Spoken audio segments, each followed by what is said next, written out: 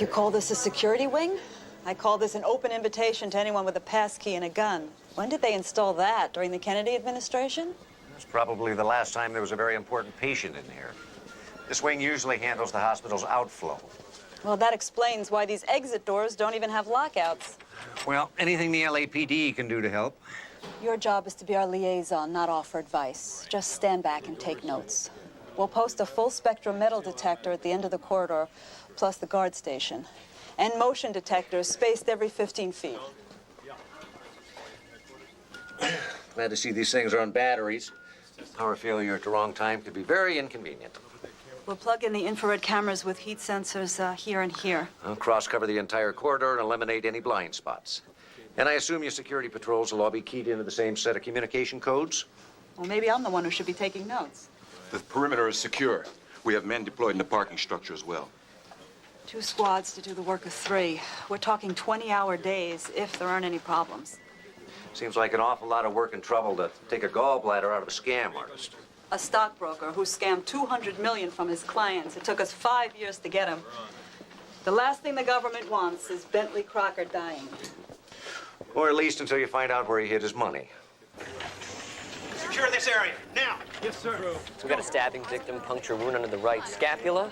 Vitals are stable, moderate blood loss. I want an X-ray, and I want the OR ready. Patient conscious? Unfortunately, yes. It's a good sign. Patient's alert, little peeved, but her color's good. Accurate diagnosis. That's unusual for a doctor. Sarcasm, sense of humor appear to be intact. Is that a good sign, too? Good is absolutely critical. I like your bedside manner. Does it travel? It does now. Where are you taking her? Trauma 1, just down the corridor. I can draw a map if you'd like. That's not necessary. She won't be there very long. Victoria Larkin's the 3rd richest woman on the planet. A lot of people would like to get to her. That's not going to happen again. I want her moved to a secure area at once. We're not moving her anywhere until she's stabilized. Now, I have a patient to take care of, if you don't mind. Whatever happens, my men and I stay with her. You understand? Are you where you're bleeding? Get a wheelchair over here. Yes, sir. Dr. Travis says we need you in trauma 1, Dr. Sloan. The patient's lung collapsed. Forget about me. Help her. Will you listen to me? This can wait. I'm not hurt that badly. You haven't changed much, Waldeck. Always trying to tough it out alone. I guess this is where I say you two must know each other. That's right. But I don't know you. Better be nice to this lady, Waldeck. She happens to be a federal marshal. Good for her. I head the security team that guards Victoria Larkin. From what I've seen today, you don't guard her very well. I wish I could say you were wrong about that.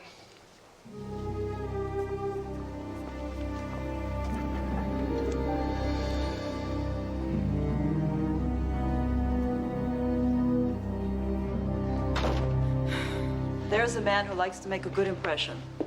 Waldeck never did care what people thought about him, which came in handy when he served on the LAPD. He was internal affairs. A cop who hunted cops. Nice guy. I can think of a lot of ways to describe Frank Waldeck, but nice would not be at the top of the list. Lab call extension 2768. Lab call extension 2768.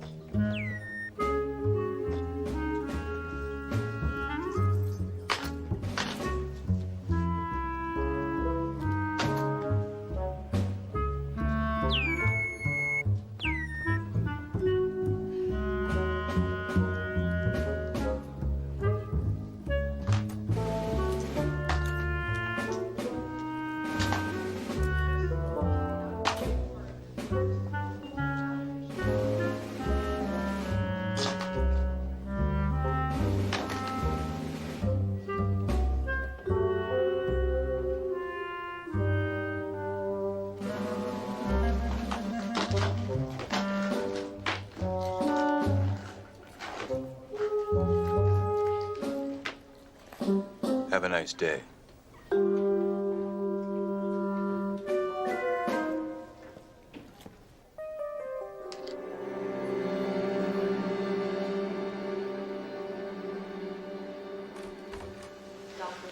Mr. Waldeck. Glad to see you sitting up in bed. Although I don't know why I'm so surprised. You've been doing so well, we can have you out of here by this afternoon. Good. I'm tired of doing my job long distance. Is she aware that you watch her like that? Victoria Larkin is aware she gave up the concept of privacy the day she took her company public and became one of the richest women in the world. Oh, I'm impressed. You have the opponent surrounded, don't you? It's easy when the opponent is yourself. You play weight cheater. Occasionally and very badly. Look, take it easy for a few days. Give those stitches a chance to do their job.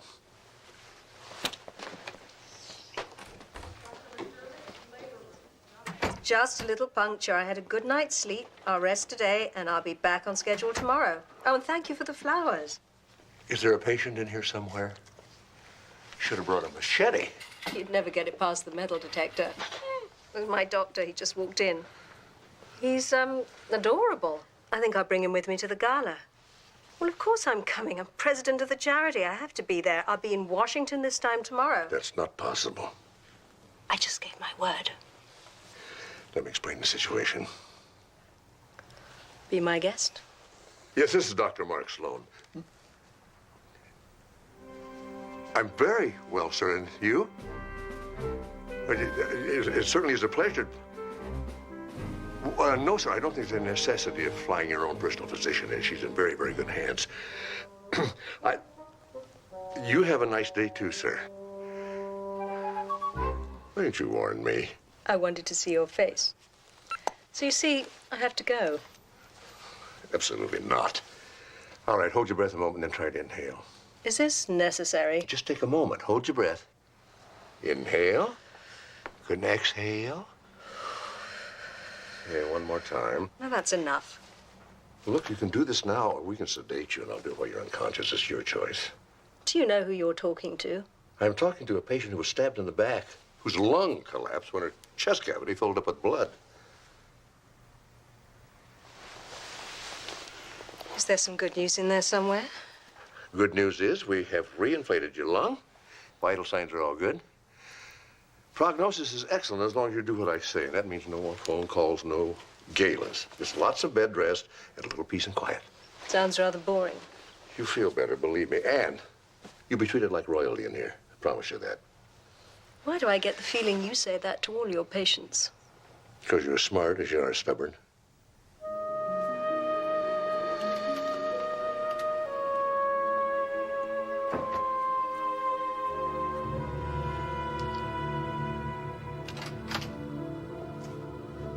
You're looking healthy. I've been hurt worse playing racquetball. Brought the report? And we're working our way down your list of LA locals who sent Victoria threatening letters. Threatening or adoring. Some of these people are seriously bent. You should read their letters. I'd love to. When can I get my hands on them? I'll get them to you right away. I'll have forensics checking for prints against the invitations. But I doubt any of those people were able to wangle an invitation.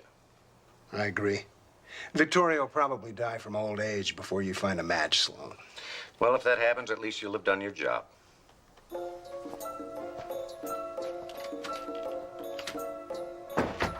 On the TV, they're saying a man attacked you. When they describe him. But you must know it's not true. I would never hurt the only woman I've ever loved.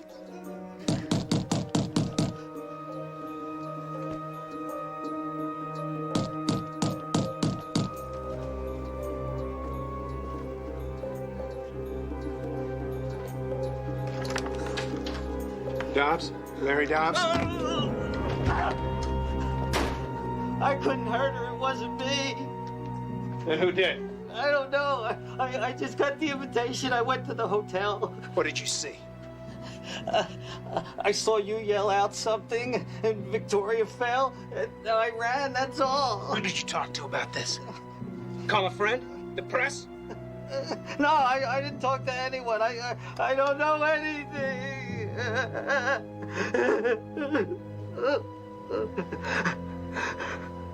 Take it easy, Mr. Dobbs.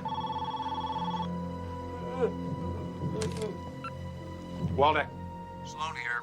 I've got a match. you got what? A 5-point match between a letter, an invitation, and Larry Dobbs. One of Victoria Larkin's more fervent admirers. If you can believe his letters. This man's address. 1123 Howell, apartment 329. I'll meet you there.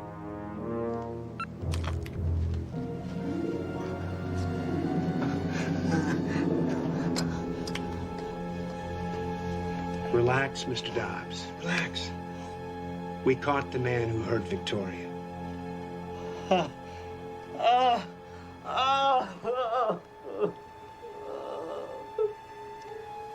She would like to thank you personally. Oh, that would be wonderful. She's right outside your window.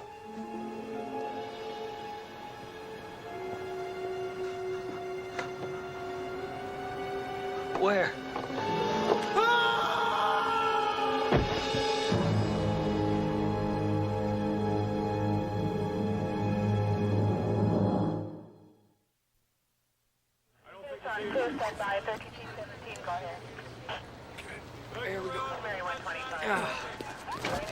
Good.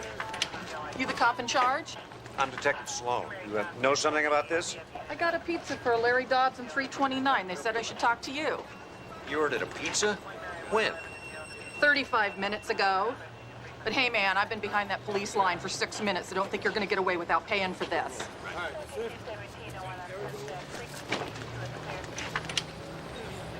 That's him. He's dead. What's on the pizza? Deluxe meets a pizza. I ain't going back without the money. You got any cash on him? Lady, that man and all of his belongings are now in police custody, including this. That'll be $850. Hey, thanks.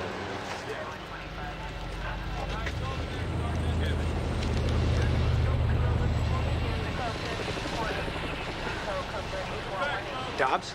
Uh-huh. You should have seen his place. Wall-to-wall Victoria. He's a fanatic, all right. Suicide? Pizza.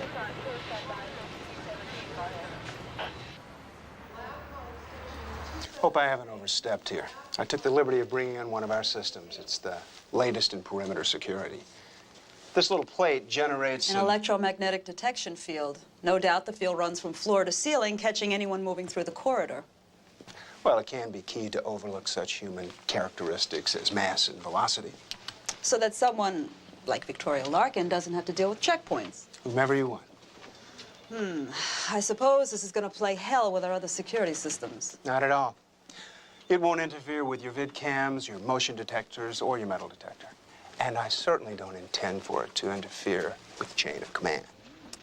That is the private sector's big plus, always having the latest in hardware. But, of course, you know, their big negative is inadequate background checks. Oh, we manage. I mean, it wouldn't be too hard to get the background on someone who, say, started out in the Secret Service guarding foreign dignitaries until the vice consul of the Lower Volta copped a feel and got his arm broken in 3 places. Reflex. I believe you. But it blew any chance you might have had for the White House detail. I was lucky. My boss liked me. I gathered that. So when you ask for the biggest, baddest job in the federal security system... That's how you would describe the head of transportation for the entire U.S. prison system? Let me put it this way. You've gone where no woman has gone before. You must like challenges. You don't have to butter me out, Mr. Waldeck. Victoria Larkin will stay in the security wing. The president is very concerned about her. Well, God bless America. I will, however, expect you to take me to dinner as a consolation. Hamburger, sausage, anchovies, and pastrami. Wow, no wonder Dobbs decided not to wait for this. But it does smell good. It's evidence. What evidence? You've eaten half the evidence. I am investigating. Hey, wouldn't that be easier at the hospital? Not as private. Why did Dobbs jump? Maybe he didn't. He was a freak for Victoria. He knew he couldn't have her now, and the police were probably closing in. So he orders a pizza? Well, Maybe he didn't want to go to the hereafter hungry.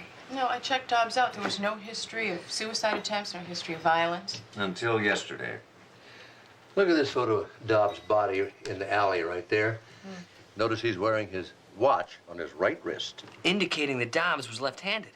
Was he? I don't know, but what does that have to do with the x-ray? Well, come here and look at this. There is a V-shaped nick on the top of the rib, see, directly behind Victoria's scapula. Well, that matches the entry wound. I found clean margins all along the lower length, indicating a downward-facing blade. But that nick in the rib is not consistent with a left-handed assailant. Look at this. Turn around. A left-handed assailant certainly would have thrust would have entered the scapula, but in order to nick a rib, he would have had him into the left. And if Dobbs wasn't right-handed? He couldn't have been the assailant. But nobody else was close enough except for Waldeck. Yeah, but he was stabbed too, remember? The thing is that that wound could have been self-inflicted. I've got his x-rays too, and the angle of that thrust indicates somebody who's right-handed. And Waldeck is right-handed. Yeah. I don't know, Mark. A guy like Waldeck, if he wanted to kill the third richest woman in the world, I don't think she would have made it back to the hospital. What if he didn't want to kill her? What if he staged that whole thing just to ingratiate himself with the family? Yeah. Waldeck's not that kind of guy. He's efficient, effective, always. He's never desperate. He was the IA's top investigator when he was with the department. It just doesn't make sense, Dad. Well, I could be wrong about this, but none of this fits together. I have a feeling that Victoria is in grave danger.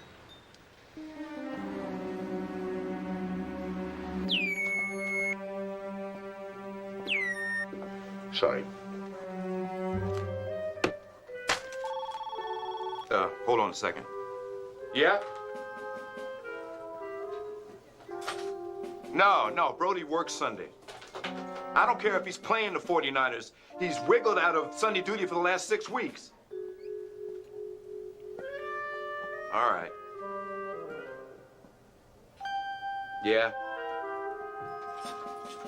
Yeah.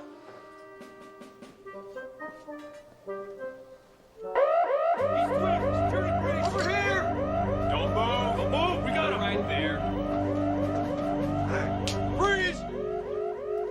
Sorry. Okay, take a deep breath. Inhale.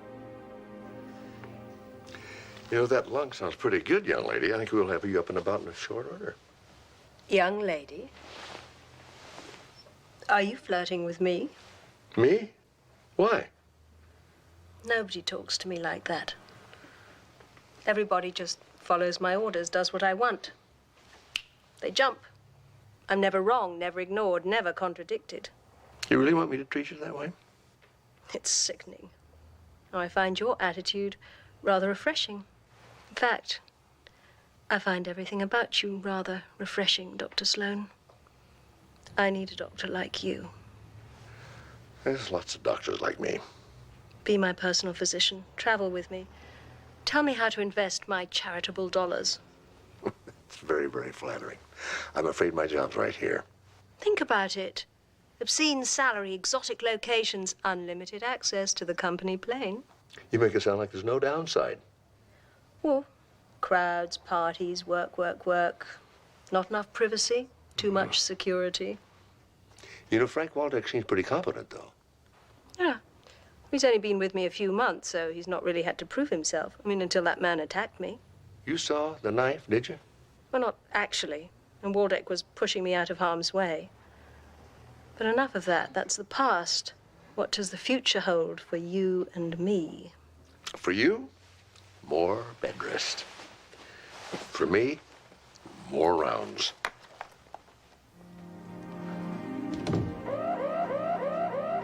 Sorry. You know, I understand that you gentlemen are just trying to do your job, but we're trying to do a job around here, too, and sometimes those alarms going off just constantly is pretty nerve-wracking, you know?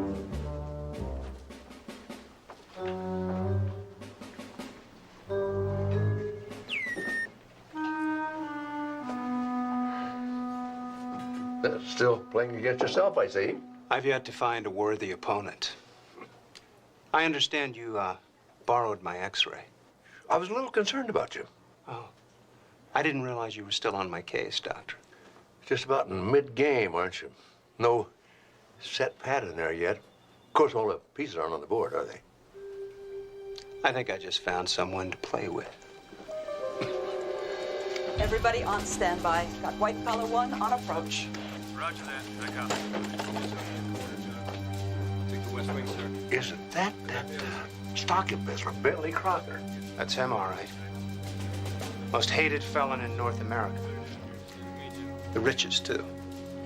Boy, I bet a lot of people wouldn't mind seeing him dead. Of course, I guess he's safe in here. That depends on who the assassin is. Well, they got the latest technology all over the place, and squads of marshals everywhere. Truth is, if I wanted to kill him, I could. And walk away clean.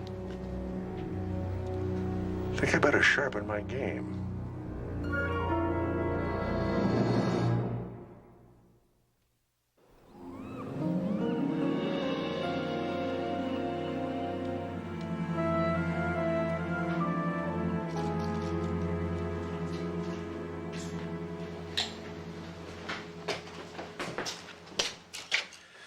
You know, this is a fascinating game. Why the sudden interest? I want to know how Waldeck's mind works. Did I miss a part of this conversation? Wei Chi is an ancient Oriental game of positioning and strategy. Waldeck plays it. You thinking about playing against him? I have the feeling I already am. I'm still lost. Well, the object of Wei Chi is to control territory and to capture or kill all your opponent's men. You alternate putting the stones on the board, and then if you're subtle and you've got a long-range strategy in mind, you can capture your opponent before he even knows what happened. You're trying to figure out why Waldeck stabbed Victoria and himself. Yeah. What did he get out of it? Well, so far, just a hospital room. You know, maybe that's what Waldeck wants. What better way to get himself into the security wing? He doesn't need protection. He can take care of himself. Victoria and Waldeck are not the only ones in that wing. Bentley Crocker is, too. You think Waldeck would want to kill him? I don't know. But he certainly is positioning himself so he can. I have to learn how to play this game. Why would Waldeck want to kill Crocker?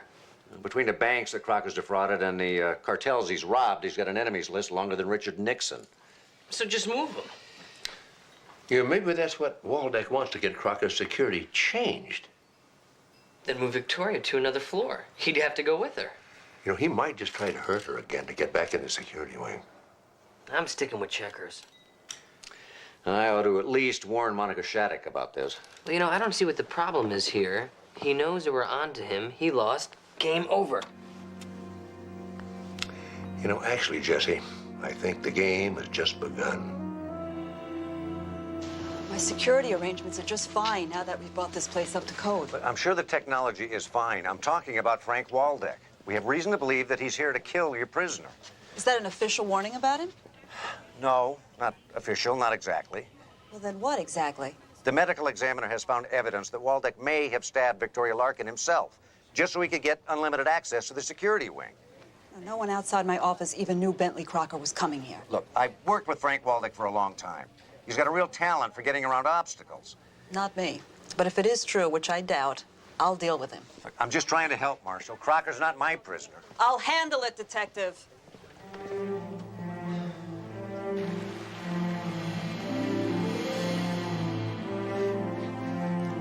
I have to thank Detective Sloan. You checked out just fine. And I'll have to rouse his suspicions more often. You're not going to breach my security, you know. I believe I already have. I meant the hospital. So did I. Victoria Larkin and I are in the security wing, aren't we? Not anymore. I changed the access protocol. You're locked out. Nice move. I thought you'd like it. So you really don't think I'm trying to kill Bentley Crocker, do you? Sloan does. I'm not so sure. He's a good cop. So he's right? Let's not worry about that now. We have better things to do.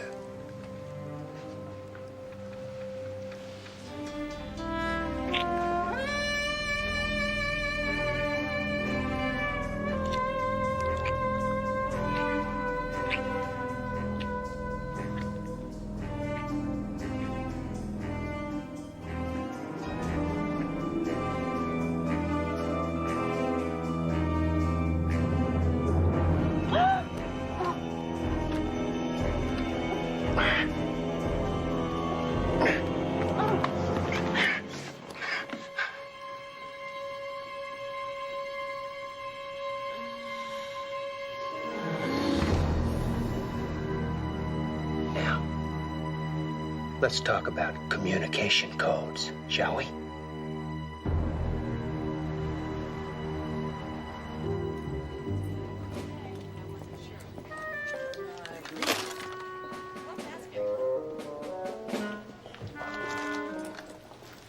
Have a nice day.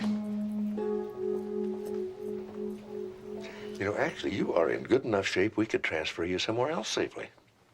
Why would you want to do that? Well, if you're unhappy with the health care, just uncomfortable. But I'm neither. Something else is worrying you. What is it? Frank Waldeck, perhaps? I shall take that as a yes. Well, those questions you asked me about him, the way that you asked them, I could tell something was wrong. When everybody wants something from you, you get to read people pretty well. So I started wondering, what does Waldeck want? What happened the other day? When you were attacked? When I told you he tried to push me out of harm's way, but what if he turned me around deliberately so I couldn't see what was happening? That would fit. So what really happened? Tell me. We think he's the one who stabbed you. He tried to kill me. No, I don't think he intended to. I think he wanted you alive and in this security wing to have access to another patient and kill him. You can see you'd be safer somewhere outside of Community General. But if I'm not here, then he has to find another way in, and you won't be able to keep as close a watch on him. True. Then I'm staying. You know, that's very courageous, but you don't have to do that. Of course I don't. I don't have to do anything I don't want to do, except obey you. Anyway, the longer I'm here, the longer I have to convince you to come away with me. You know, I was getting a little bit close in here. I think I'll open the window. Oh, I wouldn't do that if I... Oh, that's all right. Take the minute.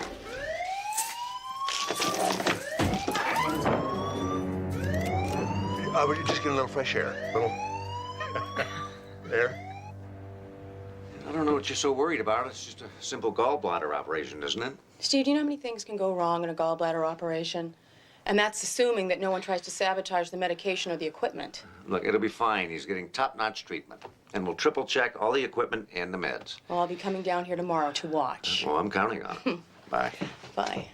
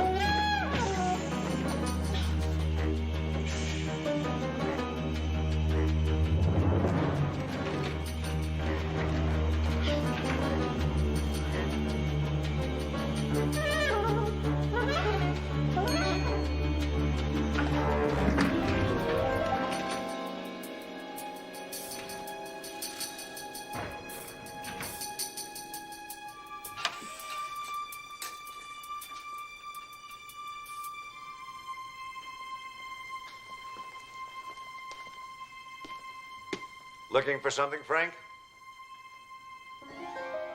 I must have made a wrong turn. The IA cop I knew didn't make wrong turns.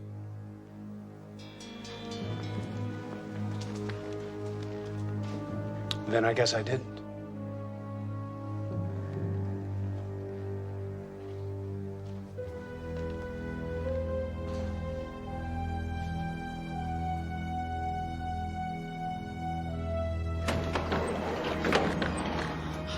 We check the OR equipment again now.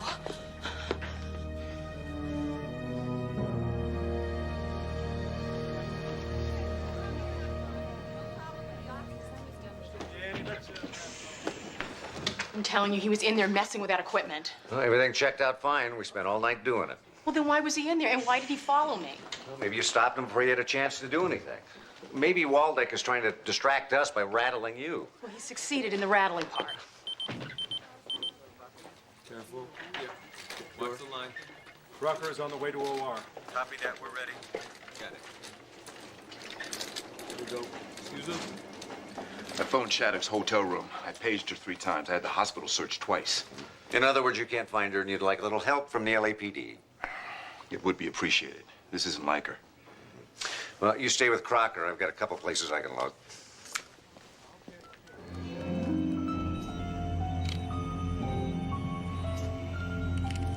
He's under BP 120/70.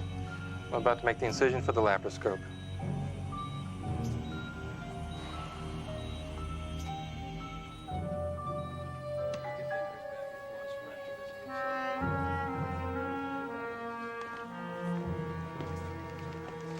Dr. Sloan, seems you always catch me when I'm playing a game. That's true. You know, I know that playing chess alone isn't a lot of fun. This probably isn't either, is it? You're right. Care to play? You know, I'd like that, but my shift is over. Listen, we could play out at my beach house. Out on the deck, spectacular view, ocean breezes. Of course, let you have some reason to stay here at the hospital.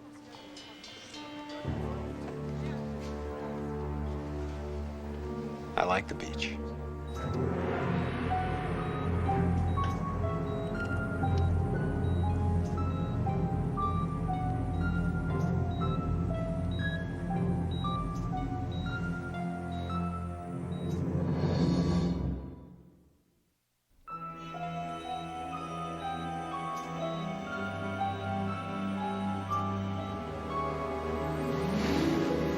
You were right. It's nice here. Ideal for a game like this. I'm sorry to be taking so long. It's fine. Take your time. Some Weiqi games last for years. Actually, I was thinking about Bentley Crocker getting his gallbladder taken out. I'll bet about right now he's deep in the anesthesia. All the incisions have been made. His belly is getting filled with carbon dioxide.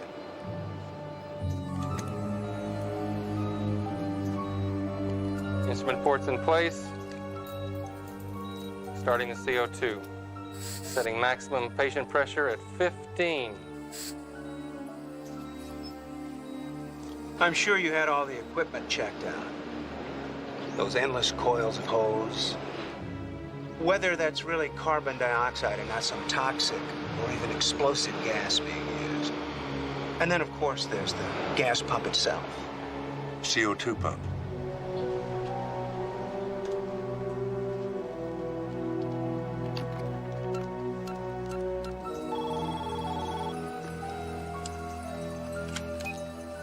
Hello? Amanda, is the CO2 on yet? Yes, but everything seems to be going fine. Good. Well, just keep an eye on things, will you? Those men of yours, they're dead. So I see. Thought I had you in such poor position, too. But with all those threats you're developing, it's hard to know which one to react to.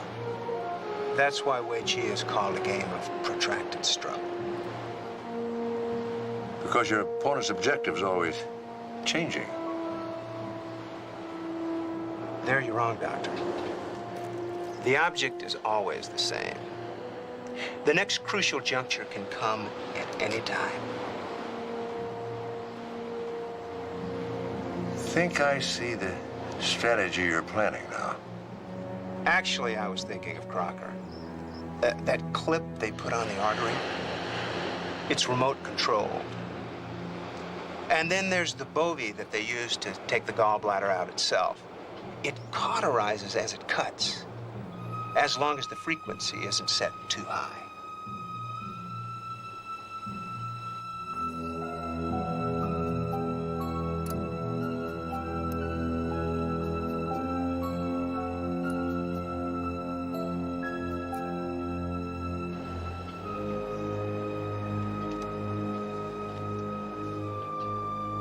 Well, Crocker's gallbladder won't be bothering him anymore. The surgical ports will be removed, and all that CO2 will simply dissipate in his body.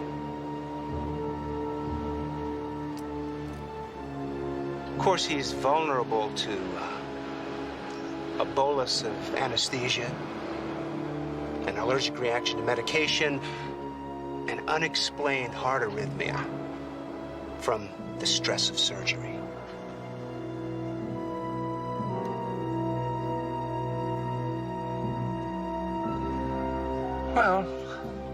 like all my territory is under your control. Not a bad first match for someone who doesn't play very often. I've enjoyed it, Doctor.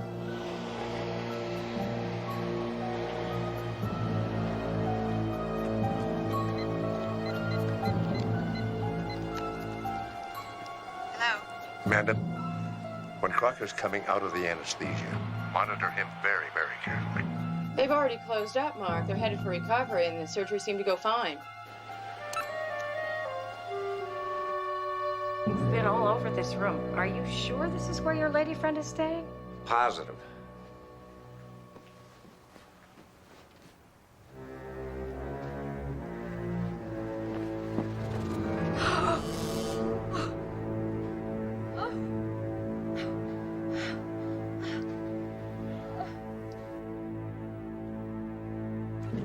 What do you mean you're moving Crocker? Marshall's orders, Doctor. Look, I know that he just had a very simple operation, but I think it's way too soon for him to be moved. Well, that's what Marshal Shattuck liked about it. Surprise. And it's a fail-safe system. Even I don't know the communication codes. Well, can't it be stopped? Might be a fool to try. The prison ambulance is downstairs right now.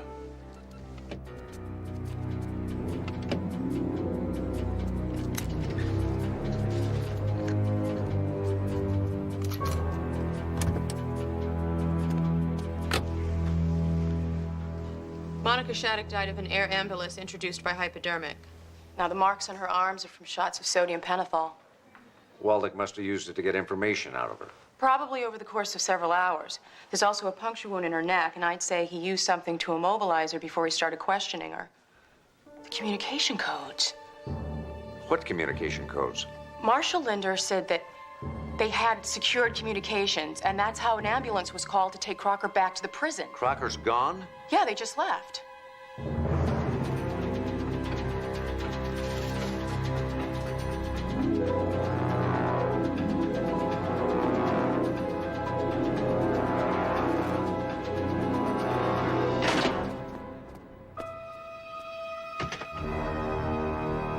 Yeah, all right. They found the ambulance abandoned 10 miles north of here. But Waldeck must have had a van stashed, canvass the area. I'll bet he headed south. What makes you think that? Well, because going north is just a false move to lead us in the wrong direction. You may have a knack for Wei Chi yet, Jesse, better than me. Waldeck's won. It's about the size of it. I couldn't figure out his strategy. Dr. Sloan, Yes. I'm sorry about Waldeck. Well, at least you're out of danger and recovering nicely. Thanks to your ability. To make you behave? Ha! I want you to reconsider my offer. Well, Victoria. I would set up a medical research foundation and you could run it. Just think about it. Take your time. I'll hold a seat for you on my jet. Your jet? I think Crocker's still alive. Why? Look, the objective in Wei Chi is to control territory and to kill or capture men. I don't think Waldeck wants to kill Crocker. I think he wants to know where Crocker's money is. Well, then he'll kill him. Yeah, well, Waldeck couldn't have gotten far. And I think I know where he's headed.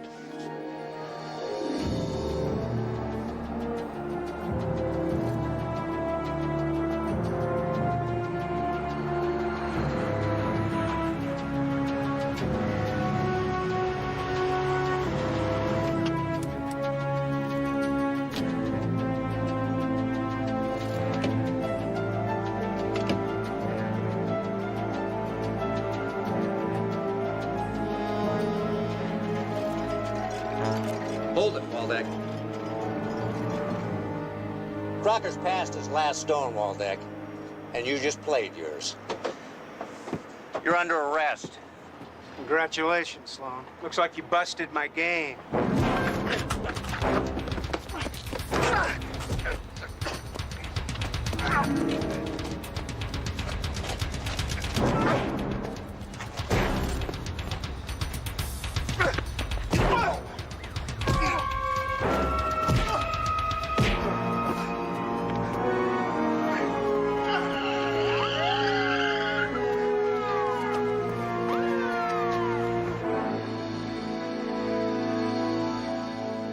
But how did you know that's where Waldeck was headed?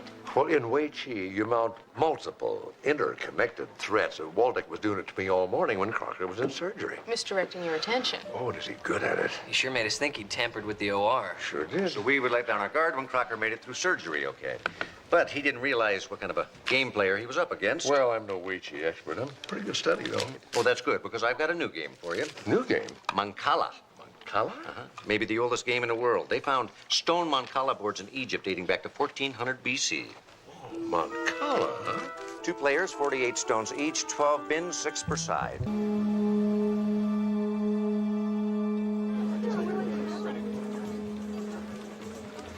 You sure you're feeling up to this? I'm always up for a free dinner. You know, you could have had a mild concussion and make it feel a little woozy. I'm all right, Dad. It was just a little bump on the head. Didn't hurt half as much as losing Esteban. Yeah, what was so important about a car thief, anyway? We think Esteban works for a supplier who's funneling stolen car parts to a national syndicate. And I would have gotten him, too. If it wasn't for that woman. But Steve. I should have arrested her for assault with a deadly weapon. Did you forget it? Aiding and abetting a fugitive from justice. You know, reckless endangerment. Let it go.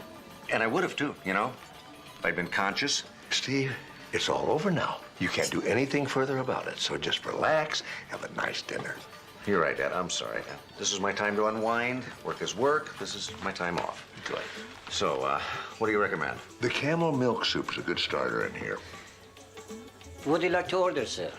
Yes, we'd like to start with the camel milk soup. Sure.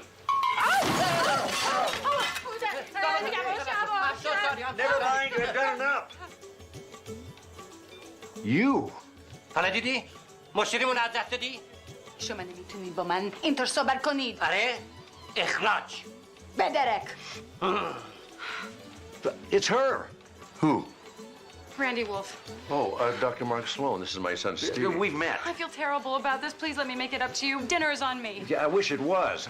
This is the woman I've been telling you about. Really? You've been talking about me? That's really sweet. I hope you didn't build me up too much. Don't worry about it. Imagine you and I running into each other like this again. It's amazing, isn't it? Yeah, especially since the swelling just started to go down. You must live around here. Yes, right across the road. Wow. If you ever go on vacation, give my service a call. I'm a house sitter. I'll walk your dog. I'm also a really good handyman if you have any creaky doors, leaky faucets. Is there any job you don't do? Well, I'm not a waitress anymore. Yarnock just fired me. Oh, you know, that's really our fault. We ought to talk to him. Oh, that's sweet of you, but don't bother. I was getting bored of the job anyway. You been doing it long? 2 days. See you around. That's a chilling thought.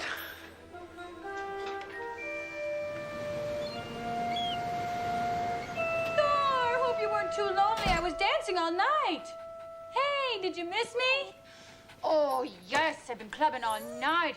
Yes, oh, gotta dance. Only way to let go. Okay, let me give you a pill. All I want to do is curl up in bed, read a little Grisham, and go to sleep. It should take about 2 minutes. Happens every time. Oh, I tell you. I read War and Peace in a week, and it's taken me 4 years to get through the Pelican Brief.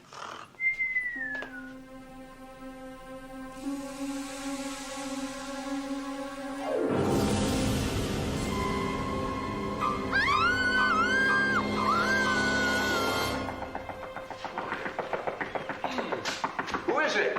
It's Randy. The dog walker? I haven't had a dog in years. He's dead. Well, if he's not, he's 35 years old. I'm not here about a dog. I'm here about a mime. Who is it? Oh, I'm having a nightmare. You have to come with me right away. This is not about a dog. This is about murder. Who's been murdered? That's what I'm trying to tell you. I went back to the place that I'm house sitting because I had to give the dog his pill. You said this wasn't about a dog. It's not about a dog, but that doesn't mean there's not a dog in it. I'm going to bed. That's exactly what I said until I saw him there. Who, the dog? No, the mime, you know. Only he was dead, so it was more like... Well, maybe he was miming being dead. Why would anybody do that? Why would anybody do this? He had a knife in his chest, and there was a pool of blood all around his body. All right, what's the address?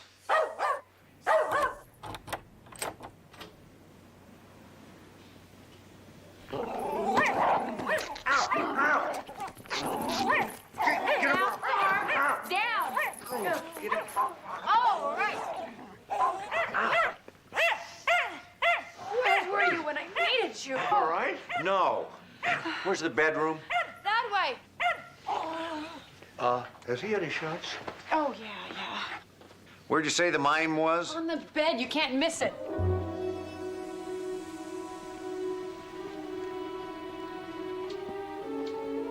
I'm telling you, he was right there. A knife in his chest. No blood? Nice and neat and clean. You sure you saw a mime here? What else could it have been? Where were you when you saw the body? I was just about to brush my teeth when I saw his feet. Well, maybe your eyes were playing tricks on you. When was the last time you saw a dead mime in your bed? Good point. I better go check my bed right now.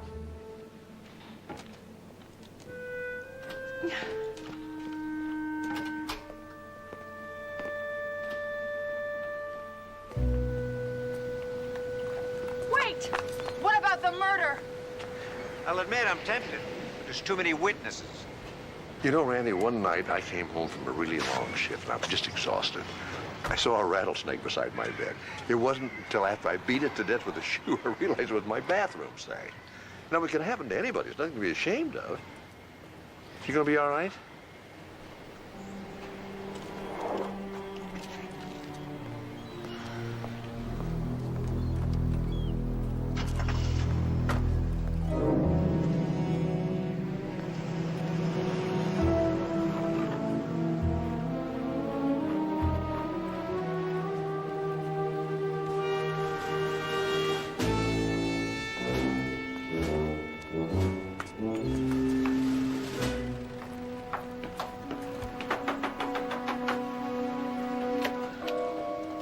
I don't vote. I never give to charity, and I've got more magazines than I can read.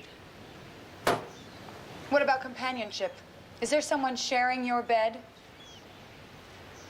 Boy, you girls are getting pushy. Still, I've always been a sucker for home delivery.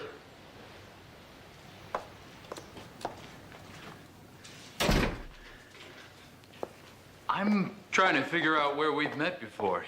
I think I'd remember. You would. We haven't. So this is just a random thing? I think it's a case of mistaken identity. Oh, don't say that, baby. You're gonna break my heart. Where's the bedroom? Don't you even want to know my name first? Hey, if you can't figure out what you're shrieking ecstasy, don't blame me.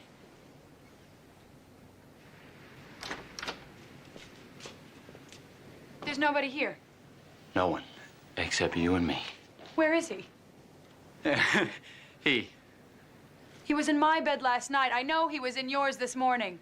Oh, look, I don't know what kind of sick relationship you've got, babe, but I don't swing with anybody's boyfriends. Don't play coy with me, Hef. There's a mime out there that's traded his glass cage for a pine box. I want to know why, and I want to know where he is. And I want to know what nuthatch you escaped from. 1891. Does that mean anything to you? I understand it was a good year for cognac. Is that what you've been drinking? It's my address. It's also where they delivered the mime. You see, they thought it was your house, but my 9 was loose. Your 9 isn't all this loose. I'm calling the cops. Tell them to bring their cuffs, because this carnation connects you directly to the dead mime. No, that carnation connects me directly with those other carnations. And you want me to believe that you know nothing about the mime? I don't care what you believe. I just want you out of my house. You're in deep, pal. And it's getting deeper all the time.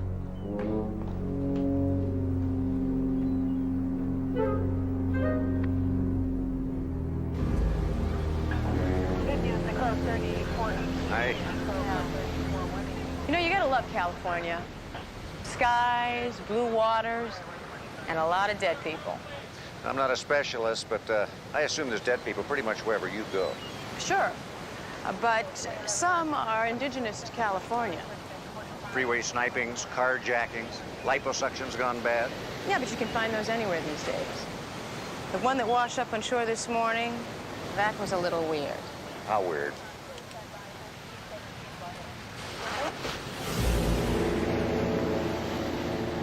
Bet this doesn't happen in Milwaukee.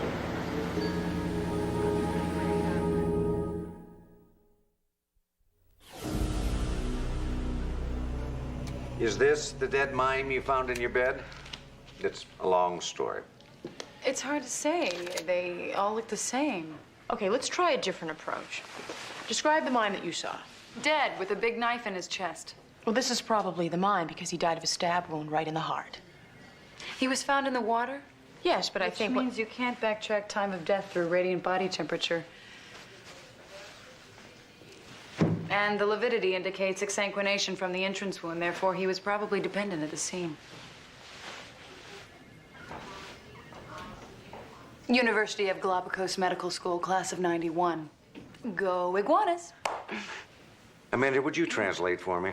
Yes, he was killed someplace else and then dumped in the water. And based on his liver temperature, I'd say he died in the last 12 hours. I concur. Thank you, Amanda. Do you have any idea why someone would dump a dead mime in your bed? It was an accident. You saying you did this? No, why would you say that? Because you're always having accidents. I do not. Then why do I have a lump on my head, scalded legs, and a dog bite on my ankle? Just because you're clumsy doesn't mean everybody else is. Stop projecting. I think the mime was killed in the house by mistake. It was meant for somebody else to find. Who? Come with me. Amanda, would you call my dad? Have him meet us at, 1861 Beachway. Why do you want him there? With her, I never know when I might need emergency medical attention.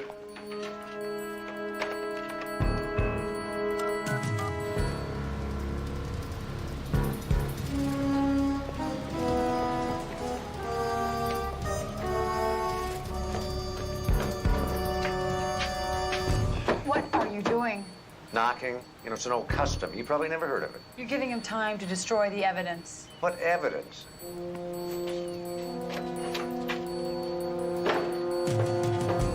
Okay, dirtbag. We got the place surrounded. Grab the sky and kiss the floor. What the hell? Oh, you. That's right, pal. I'm your worst nightmare. Which gives you and me something in common. Lieutenant Steve Sloan.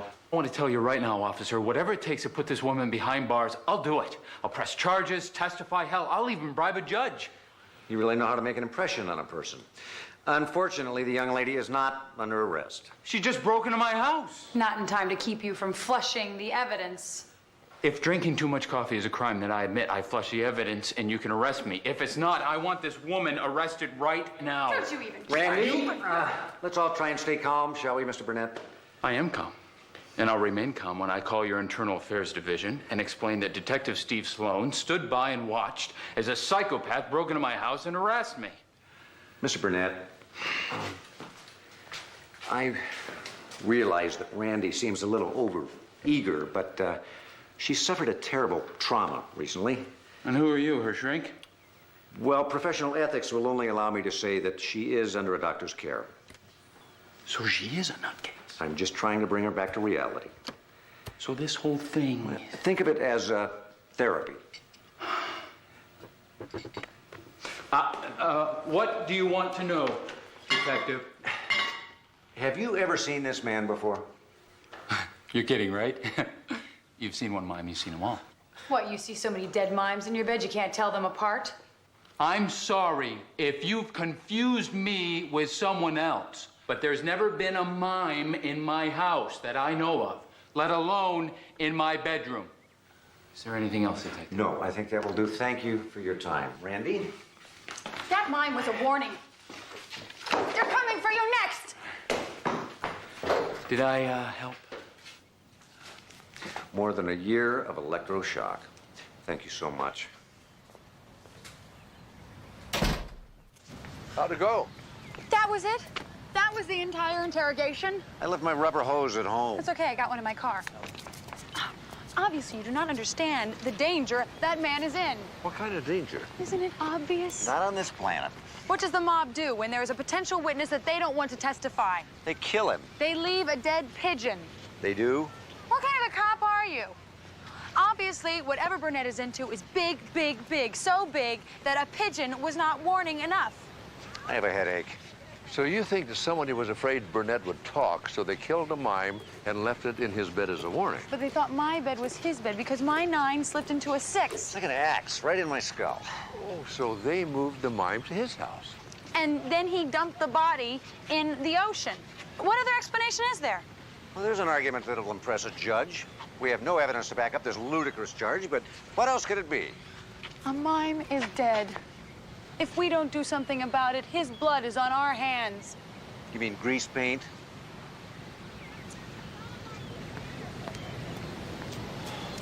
Remarkable. Unbelievable. Well, now, don't tell me you actually think she's right. How's your headache? Better now. She makes some sense. You got any aspirin on you? There. You know, it sounds far-fetched, I know, but, you know, we didn't believe she had a mime in her room last night. Now we do. I think her theory is worth considering. Fine, you consider it.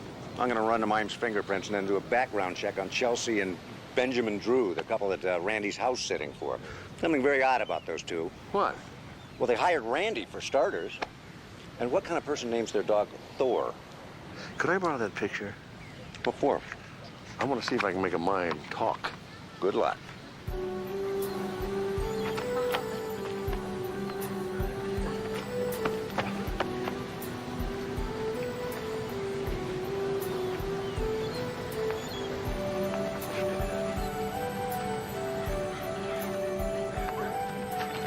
Excuse me, may I talk to you for just a moment? I'm trying to find somebody who knows this mime. Go away. I'm working with the police department trying to solve his murder. You're blocking the view, okay? Oh, I'm awfully sorry. Actually, this will just take a minute. Look, if you're gonna stand there, at least make yourself useful, huh? I'll trade you. What have I got here? An elephant. An elephant?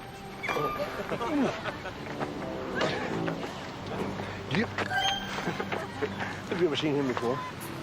Yeah, Mitch Huffenhoff. Biggest ego in the Strand. He calls himself the Shields and Yarnell of the 90s. Was he? Are you kidding? He's not even the ampersand. Well, where'd he get such a big ego, then? The women, they all throw themselves at his feet. Really? Yeah, well, he thinks it's him, but everybody knows. No woman can resist a mime. Really? Yeah. Listen, when was the last time you saw him? A couple days ago, in his car. He was gonna keep moving, so the repo men couldn't get to him. Well, where does he live now, do you know?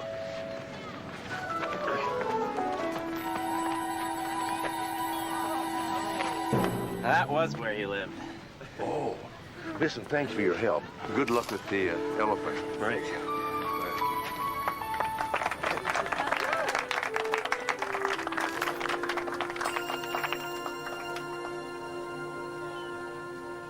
Poor Mommy is so sorry. Oh, honey, it'll be okay. The nice man will make you all better. Be sure you take care of him. All right. Got the line.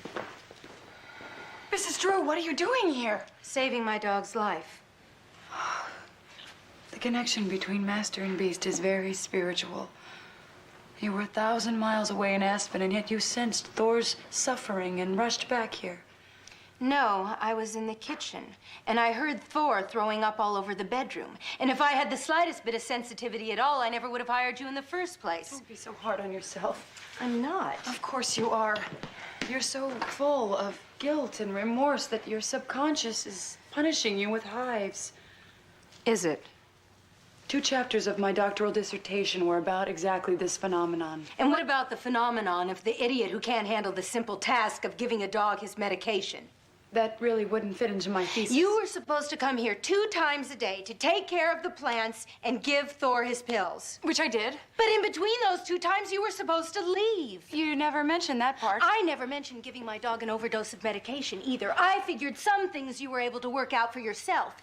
It's lucky for poor Thor I had to come back early to meet with some suppliers. The only reason I stayed here was to give Thor some extra attention. Which required moving all of your possessions into my house? He's very needy. Well, right now he's very sick. And for that, I blame you. If you'd like, I could take a look at him. I know some veterinary medicine. You have 5 minutes to gather up your stuff and get out. Your camel has a very nice hump. Could you please direct me to the nearest water hole? जनाब हमें बता सकते हैं कि सबसे नजदीक कुआं कहाँ होगा? If you don't cover your face when you ride, you sure get a lot of sand in your nose.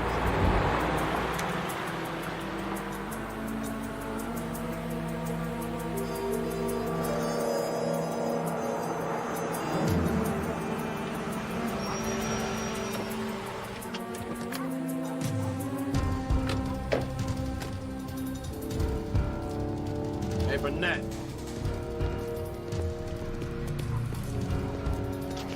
We need to talk.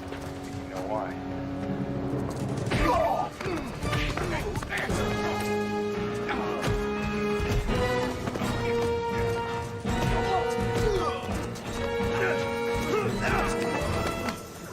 Leave him alone.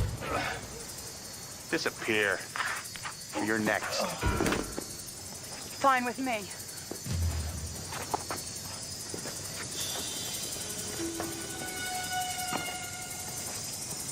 If you want to run, this is your last chance. Okay.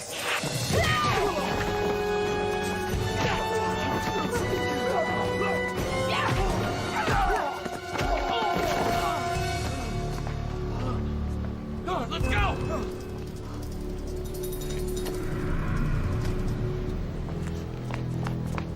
You want to tell me about the mime now? Stay the hell away from me.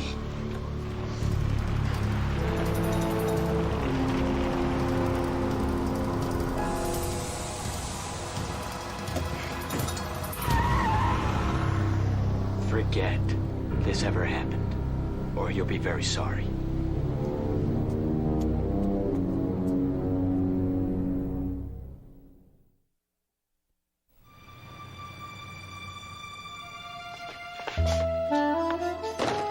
Either he's stupid or extremely stubborn. Either way, he's gonna get himself killed. Who is? You'd think the dead mime would have gotten through to him. I mean, I got the message and it wasn't even meant for me. So they were gonna kill him right there in the street. Who? Why did they just do that in the first place? Why kill an innocent mime? There's another dead mime? The only reason he's alive is because I was there.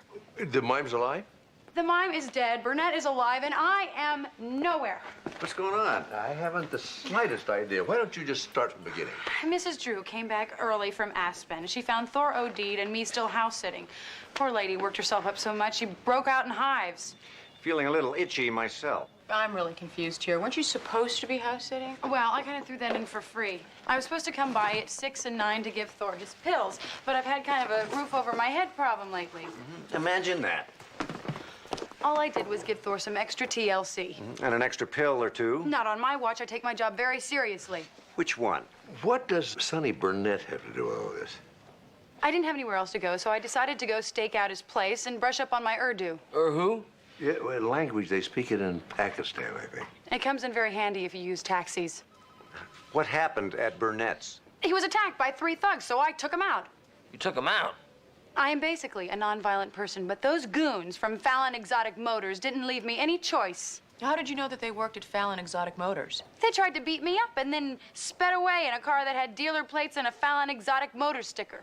I don't know these guys, but I think I understand them. Good, then you better go down there and make him talk because Burnett is too terrified to open his mouth.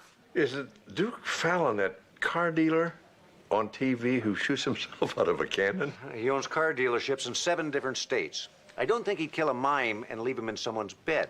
Don't you understand? Burnett has something on Fallon, and that's why they want him to keep quiet. I ran a check on Burnett. The man is so clean, he's a natural disinfectant. What about the Drews? Did they have any connection with Fallon? None. She's an interior decorator to the stars, and he's an architect. He's still at their vacation home in Aspen, and she goes back tomorrow. Then we better go see Duke Fallon, shake some trees, and see what falls out. Oh, I don't think so. Tomorrow's my day off, and I am sleeping in. But what about Fallon? What about the thugs? Randy, we can discuss all this tomorrow. In the meantime, do you have a place to stay? Yeah, sure. Don't worry about that. Okay. Okay, bye.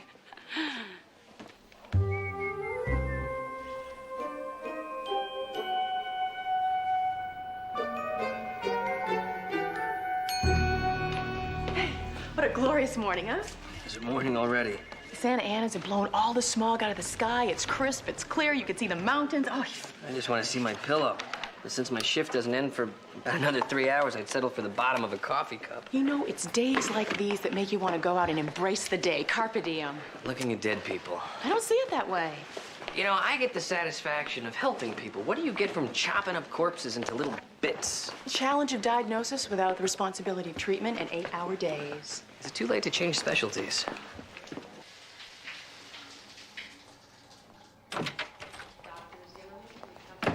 Oh, it's you.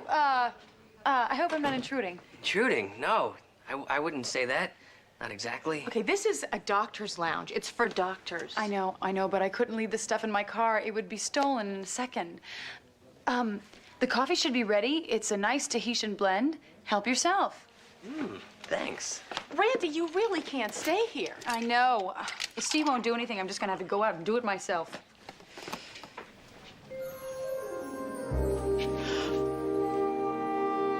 As the Maharaji Bab teaches, you are the only one you can be. Without you, you can't be you. You know? Yes, definitely. Okay, let's break it up. This conversation can continue at a later time. Thank you for the coffee. Bye. Suddenly, I'm wide awake. Come on. The lady is right. I mean, you don't see a lot of gremlins on the road anymore. But I'll tell you why that is. Because... Service department, line 3. Because collectors, they're snapping them up to put on display. Yeah. They don't want to drive such a precious piece of automotive hit.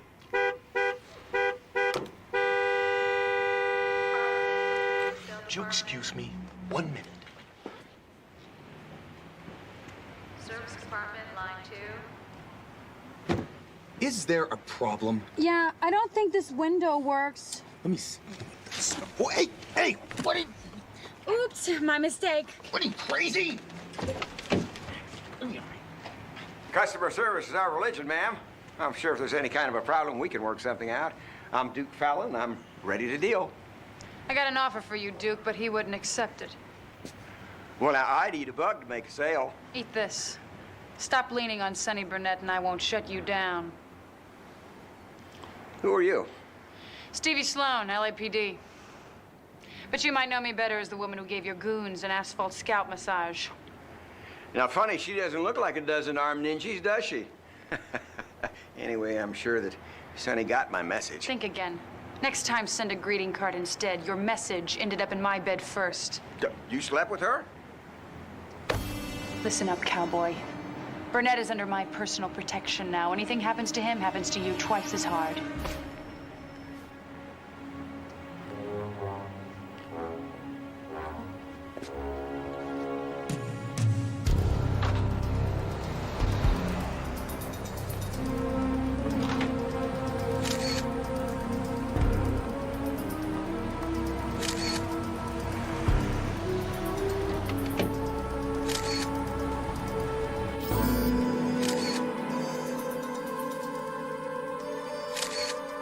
All coming together now.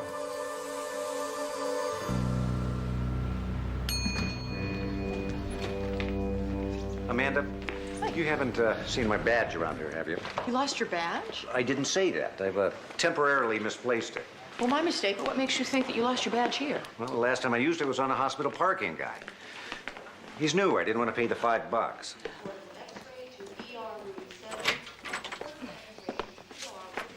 Looks like she made herself right at home. Would you prefer if she were at your place? Good point. Let me look around, Amanda. I know I must have left it in here somewhere. Sure.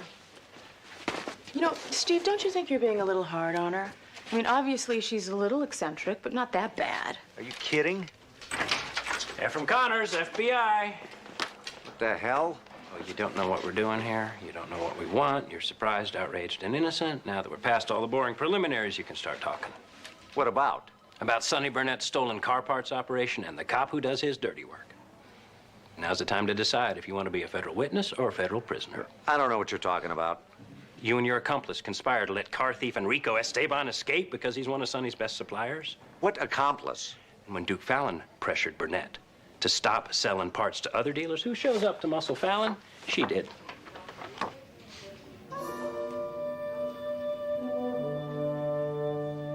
That's just the skin on the chicken. We got you fast frozen, shrink wrapped, and ready to serve to the grand jury. Where are the denials now, Beach Boy? I take back what I said earlier. Look, you've got this all wrong. Yes, Steve's simply trying to find the mime's killer. I questioned Burnett because she thought he had the mine, but he didn't. Okay, and that's the best you can do? My client isn't saying another word. Boy, now since when are you a lawyer? Since my gala graduation from the Deer Park School of Law, September 1994. Check this out now. Yes, sir. Look, you want to spend the next 10 years of your life in a bunk bed with a stainless steel grabber for a nightstand, then fine, keep up the act. But if you testify against Burnett, I can shave the time in half. Let's go. Think about it, counselor. Counselor?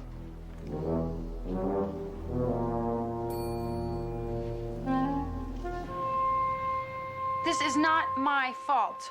You stole my badge. Only because you weren't going to do anything about Duke Fallon. It's a criminal offense. Well, someone had to shake up Fallon or we'd have never found out anything.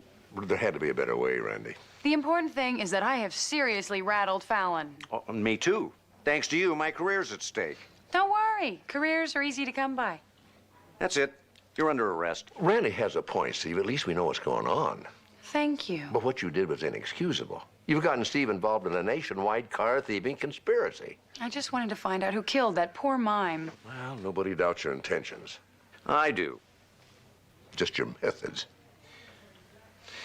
So now what are we gonna do? I think the only way we're gonna crack this ring is to do it ourselves.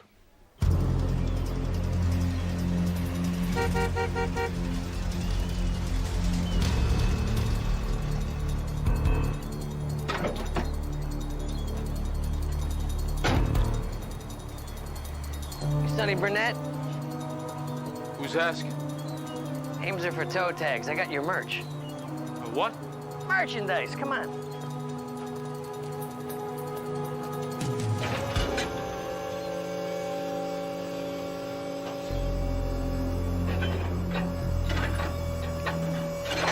Esteban told me you wanted only high-end merchandise straight off the showroom floor, so I got a Saab back there and a Mercedes. Some assembly required.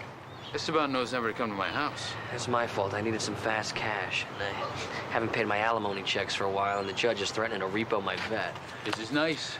Merch. I'm always looking for guys with initiative. You really want to make some money? Who doesn't? This truck yours? Well, let's just say I borrowed it indefinitely. Come on. Good thing I watched a lot of Miami Vice. Let's go.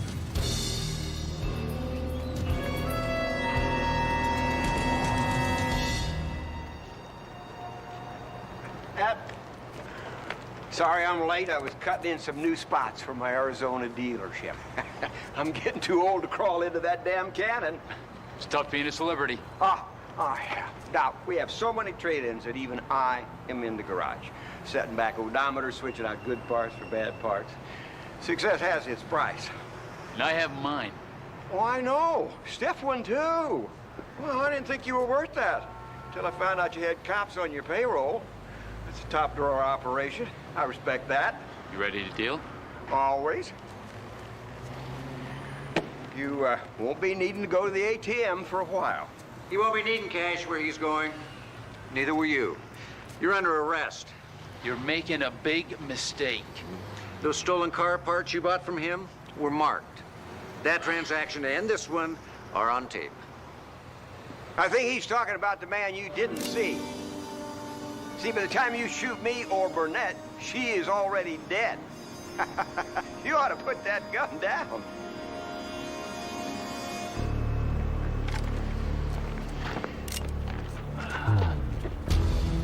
Should've brought your cannon. Was this your idea of a big move? Not even close. You're under arrest, Duke. Jack Crocker, LAPD. Congratulations, Sloan. You just ruined 3 years of undercover police work.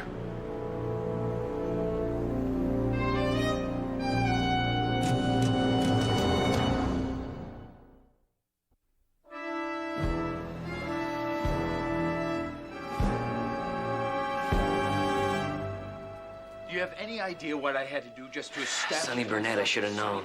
I thought you said you watched a lot of Miami Vice. There you go again, blaming somebody else for your mistakes. Real work, it took me 2 years to get the thieves to trust me and another year to make contact with those car dealers.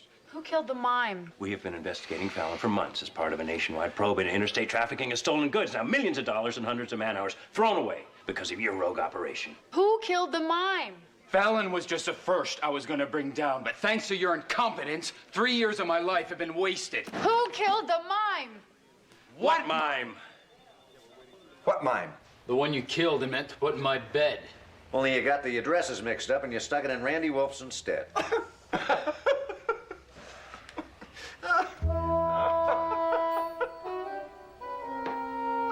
Uh-oh. I can't believe it. We're right back where we started. With one dead mime and no answers. Well, you did uncover a stolen car parts ring, and you brought a criminal to justice. I don't think the LAPD and the FBI see it that way. Oh? I was kind of counting on them for a recommendation. For what? A job. It's not like I can have people call Mrs. Drew. I nearly killed her dog and made her break out in hives.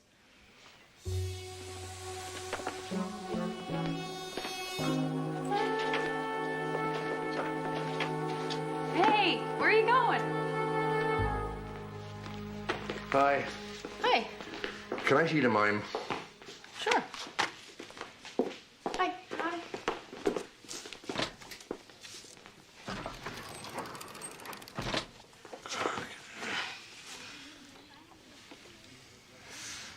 Did you see any other injuries besides the stab wound that killed him? No. Have you got the clothes? Yeah, they're over here.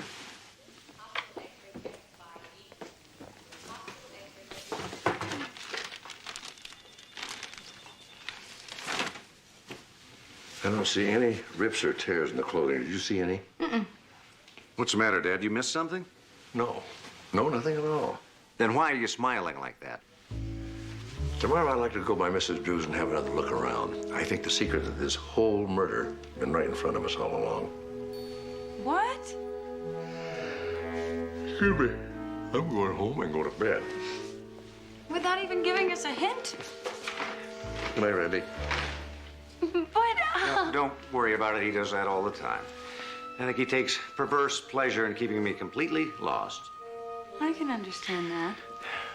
You can?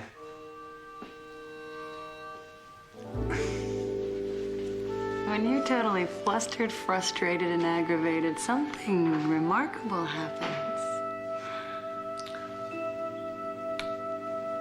You become very cute.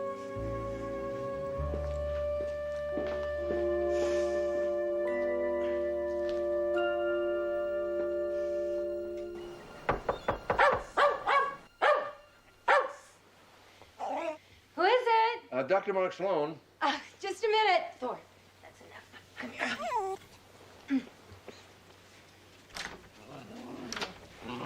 Is it safe? It takes a few visits before he accepts you as friendly. In the meantime, I better watch my ankle. Listen, thank you so much for seeing me on such short notice. Oh, glad to help any way I can. Why do you need to take another look around? Well, to tell you the truth, first time around, we didn't take Randy on. Seriously. All I asked her to do was give Thor his pills. What does she do? She moves in, gives Thor an overdose, and gets us involved in a murder. Next time, it is Club Doggy for you. Go on, honey. Get in your bed. Oh, he's such a good boy. Go ahead. Thank you.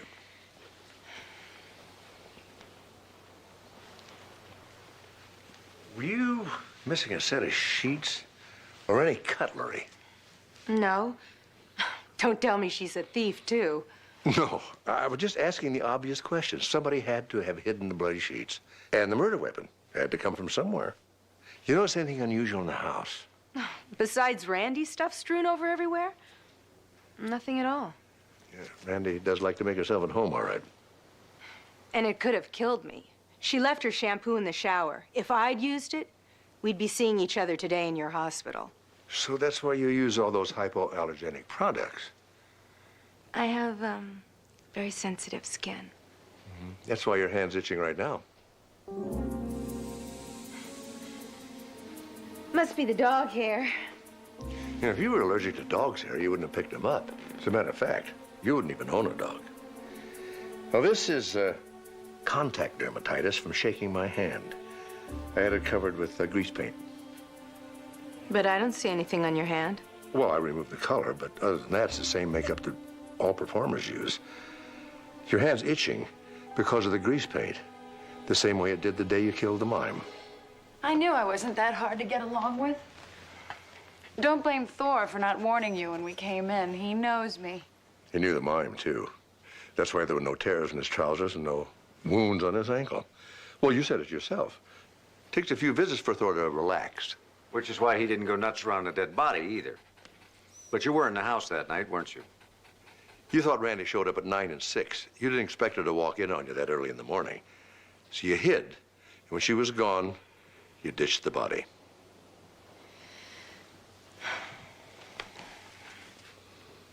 For a few weeks, we had a fling. I thought it was over. Then he called me in Aspen and said he was in deep money trouble. If I didn't help him get out of it right away, he'd tell my husband about us. How did you know? After you hid the bloody sheets, you made the bed. Perfectly. The way you thought it was before. The way it is right now. But what you didn't know was that Randy was living here. And she's the one that messed up the bed, not your mime friend. So who OD'd Thor? You did, accidentally. When you came home from Aspen, you gave the dog his medicine out of habit. You not knowing that, when you came in, you gave him an extra dose. If you're so allergic to makeup, why get involved with a mime? I'm a sucker for the strong, silent type.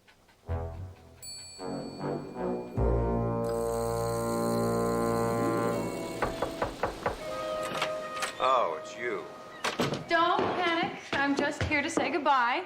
I'm sure the doctors will be happy to get their lounge back. Admit it. You're going to miss me. Oh, but I'll always have the scars to remember you by. You got some mail at the hospital. Oh, I've been waiting for this. What is it? It's my applied engineering degree. The University of Antigua? Must be a nice campus. This is going to come in handy where I'm going. Where's that? I don't know. And that's exactly the way I like it. Well, thanks for everything. Goodbye.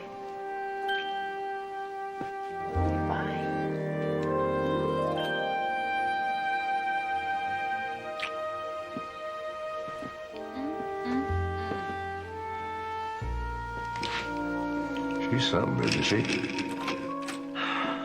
That she is.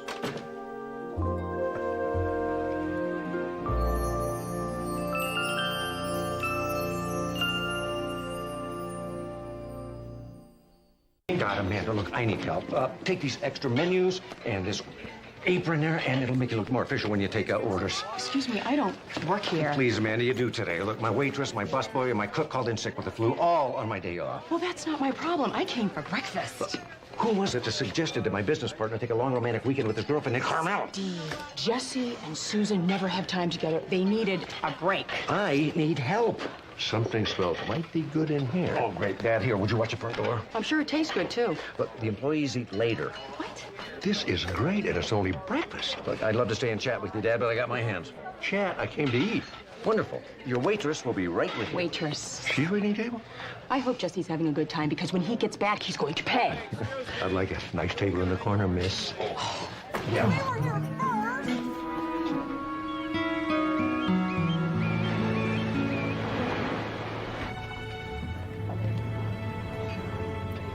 Oh, by the time we're done eating, the hose will be fixed. We'll be on our way. Sit here.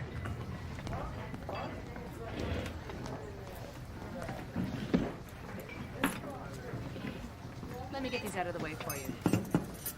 There you go. Hi. Hi. Hey, I know what I want already. A big slice of your famous apple pie. Wow, I didn't know that it was famous. It will be once I tell everyone how delicious it is. Just a glass of water will be fine. Do you have to flirt with every woman you see? I wasn't flirting. I was being friendly. When you're with me, you're not supposed to be friendly. All right, well, next time I'll be cold and unreachable. That would be nice. All right. So you want to tell me about him? Who? Oh, I don't know, the guy we just chased halfway through town. The guy you'd like to be mad at, but you can't be because he's not here, so you're mad at me instead because I am here. One slice of pie on the verge of stardom. Thanks.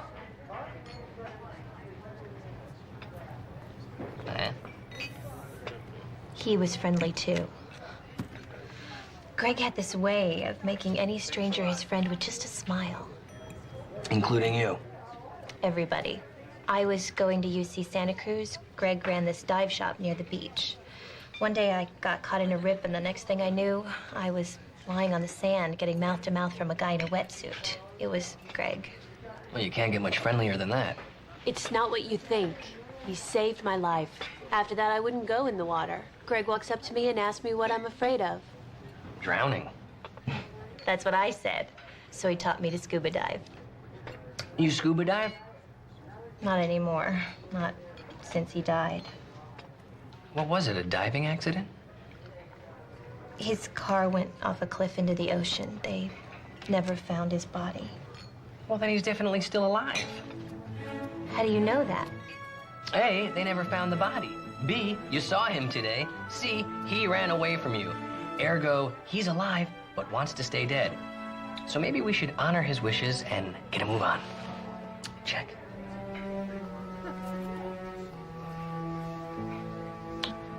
Have you noticed that we're a little underdressed for this place?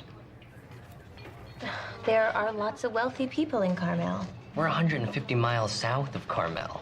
And besides, did you notice all those cars in the parking lot? Jags, BMWs. So, are you gonna make us famous? Looks like you guys already are. Would you strike oil here or something? Just fish oil. We live off whatever the nets bring in. I guess those nets bring in a lot. Yeah, well, we get by. Your ring, it's beautiful. Can I see it? Sure. Jesse, look at this ring. Yeah, I see. I mean, really look at it. I am. I've got an order up. You two have a nice trip now, you hear? Let's go. Now you're talking. I'm talking to the first person I see with a badge. What? Miss, these eggs are cold. Oh, I'm sorry. I'll be right with you. If I could have a busboy, that would really be a big help. You're doing fine. Waitress, I've been waiting 10 minutes for the ketchup. Yeah, right. Here you go. You set? Miss, excuse me, my fork is dirty. And where's my milk? Do I look like a cow? Amanda, I don't want to butt in, but there's a bunch of people waiting to be seated in the front. Oh, well, then you can seat them. That's great. I don't know anything about the restaurant business. Oh, you'll learn.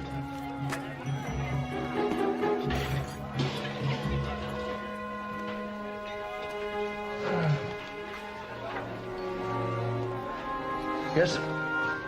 Sean. Hi, Doc. How are you? Well, much better since the bypass surgery, thanks to you.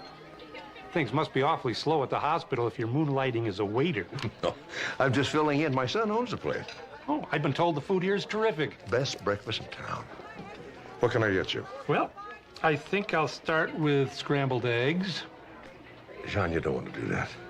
I don't. Now, eggs are chock full of cholesterol, and here, they fry them in butter. Is that bad? Oh, it's the worst, John. That cholesterol sticks to the walls of your veins like big hunks of greasy goo. Well, how about sausage? No, that's even worse. You know what they put in sausage? They put brains, feet, snouts, all the kind of things that people don't want to eat. The worst. Look, let me suggest a good breakfast. Have a nice bowl of bran flakes and skim milk, a half a grapefruit, some prune juice. How's that? I'll put your order in. Dad, don't you have to get back to the hospital? No, not for a couple hours yet. Lady, that stuff's gonna kill you. Dad. No, I'm glad to help out. Oh, we're doing fine. Oh, look, he's dead. He's not dead. What difference does it make now? Oh, sure, just because they didn't find the body, it doesn't matter. Well, it might to me. Do you mind? We're trying to have a private conversation. Well, then I wouldn't hold it in front of a sheriff. I want to report a crime. A murder. How can it be a murder? The guy's not even dead. He is too. I just saw him walking through town. And maybe one of you should tell me the whole story from the beginning. Okay, our car broke down It this started morning. 5 years ago when I was going to UC Santa Cruz, and I met Greg at his dive shop, and he saved me that time I nearly drowned. No disrespect, miss, but I think I like his story better already. Your car broke down. Yeah, on the highway a few miles back, and we get stuck in this jerkwater town. I mean, we almost got stuck in this jerkwater town. Fortunately, we were able to keep our car alive long enough to get us here. And that's when we saw Greg Hutchins. The dead guy. In the road. At the diner. And I bet he wasn't eating rice cakes. Why is it that even a dead guy is eating better than I am? You saw this Greg at the diner. And he ran. So, of course, we chased him. And that's when he died. No, he died 5 years ago. That's what I was trying to tell you. See, except he's not really dead because we saw him today. So those are two good signs that he probably was never dead in the first place. Let me see if I understand this. You came into my town, you saw someone who looks like a friend of yours who died 5 years ago, except maybe he didn't die, and now you're thinking that this person you saw is this same Greg Hutchins. I know it is, because of the ring. The ring. The waitress in the diner was wearing the same ring as this one, which is the same ring Greg gave me, which means he has to be here. You told me your mother gave you that ring. And you said you were never involved with that nurse in admissions. So, what exactly would you like me to do? Something. Well, I'd say I know most folks around here. I never met anyone named Greg Hutchins. But even if this was your friend, I don't see any crime that would allow me to get involved.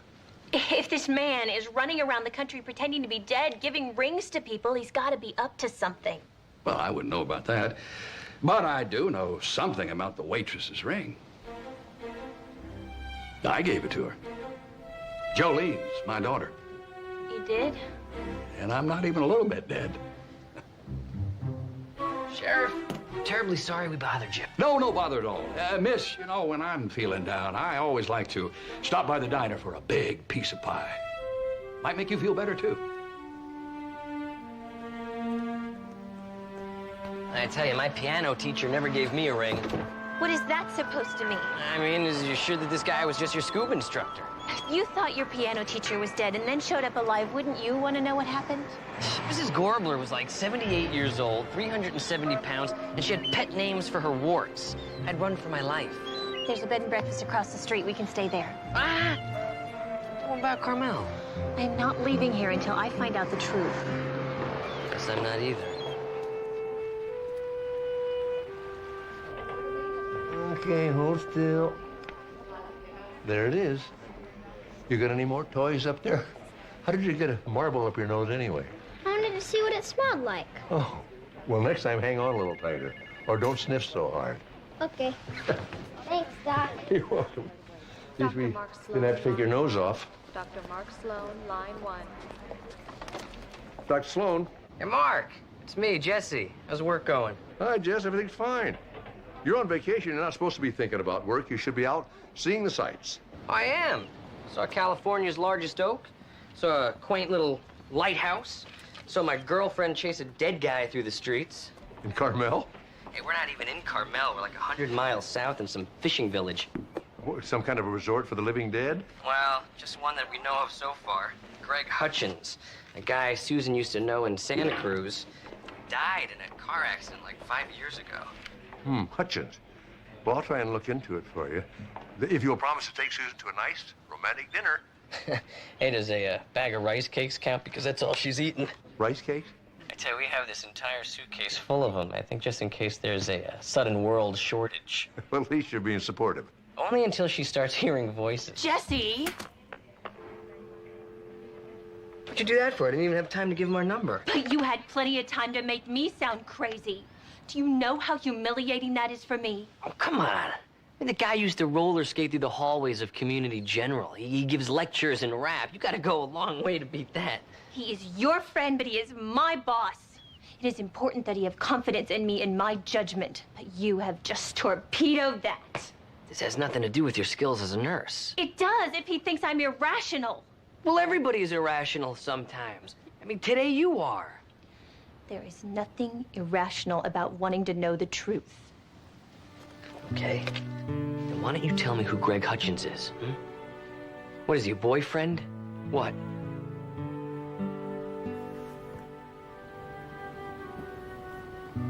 Why is it so important to you if this guy is alive or not? Because I killed him.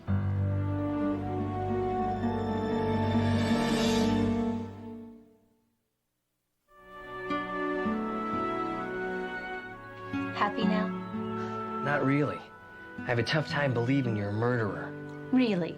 I could have killed you about 2 minutes ago. In fact, I'm still thinking about it. All right, well, that I believe. You, want to tell me what happened? We were at a party. I thought he'd had too many beers, so I insisted on driving us home in his car. It was the designated driver, the sober one, who lost control of the car and steered it off a cliff. Is that how you got that little scar on your... Yes. What about that one? All of the above, okay? Were you in love with them?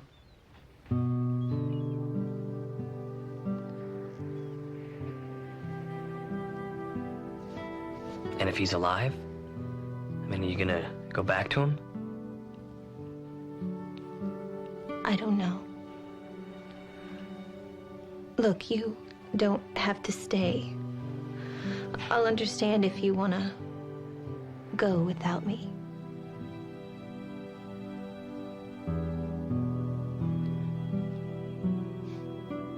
Amanda, come over here and look at Susan's x-rays. There must have been some accident. Broken leg, broken ribs, a concussion, and take a look at these internal injuries. Dad, let's not read them out loud, okay? Oh, okay. You know, according to this report, the investigation was pretty straightforward. No one even considered the possibility that might have been a faked accident. Well, there was no reason to. No, not at the time. But let's assume for the moment that Greg Hutchins is alive. I mean, he deliberately planned this accident. Susan says in her statement that he specifically asked to drive his car, not hers. So he could have tampered with the brakes and figuring they'd go off into the ocean when they skidded off that curve. It's a nice theory, Dad, but where's your proof? My proof is right here. See that bruise about the size of a thumb on her temple? And there's a line right around her nose and mouth. What about it? My guess is that that's a positive pressure mask. Can we please get some service? In a minute. What's a positive pressure mask? It's a device used to deliver oxygen to an unconscious diver. They put it over the nose and the mouth. So you're saying Hutchins tampered with the brakes, then deliberately set the right diving gear in the car to save both their lives when they went in the water? I don't think Greg desired to commit a murder. I think what he did was get the gear out of the trunk, save her life by putting that pressure mask over her nose and mouth like that, see? You see where my thumb hits? He bruised her there probably when he jammed it on. Then he dragged her out of the wreck, left her on the beach, swam away with the scuba gear, never to be heard from again.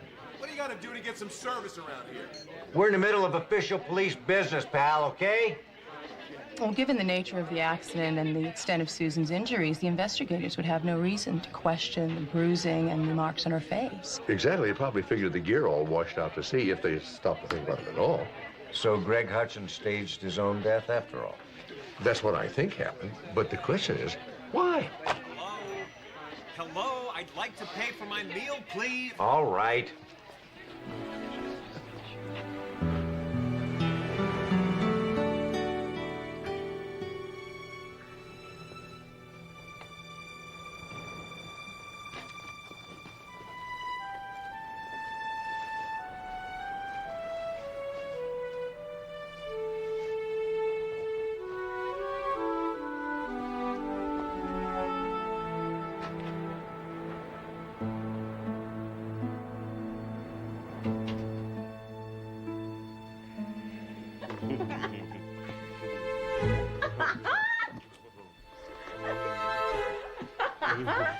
My entire reason for living. Before I met you, my life was hollow, empty. Over. Or did you forget that you were supposed to be moldering in a watery grave? Susan, it's great to see you. Who is this? It's an old acquaintance, a friend of a friend. We shared an elevator once. You know, I knew that was you today. Then why did you run away? An expired parking meter. You know, the tickets in this town, they're brutal. Oh, as brutal as, say, letting me think I killed you? Did you think that? Oh, I am so sorry. You know, I kept meaning to drop you a hallmark, but this darn amnesia. You know, it was a big car crash, a bump on the head. Oh, baby. Yeah. So, what's new? What's new? What's new is I am standing in a diner at midnight talking to a man I thought I killed. Well, you know, you got to appreciate the coincidence. Of all the diners in all the towns in all the world, you happen to stumble into this one at the right moment. No coincidence. You always were the cheapest date in town. If you were dating a waitress, free food had to figure in somehow. And what did he get from you, honey? Girl Scout cookies? I don't understand. You let me suffer all these years. I thought you loved me. Hey, now, don't be too hard on yourself. You were young, naive. You didn't know any better. I can't believe I was ever engaged to you. What? Wait a minute. You were engaged to her? You were engaged to him? Doesn't anyone know what closed means anymore? What are you doing here? I followed you. I don't believe this. You don't trust me. And I was right. You were lying to me. But if you trusted me, you never would have known I was lying. That's the relationship some people have. Yeah, not like you and me, huh, baby? I wish I had killed you.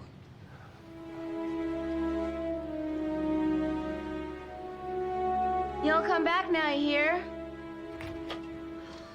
I cannot believe I ever had feelings for that creep. Well, you heard him say it. You were young, you were naive, you didn't know any better. How long were you standing there? Long enough to see what a jerk Greg is.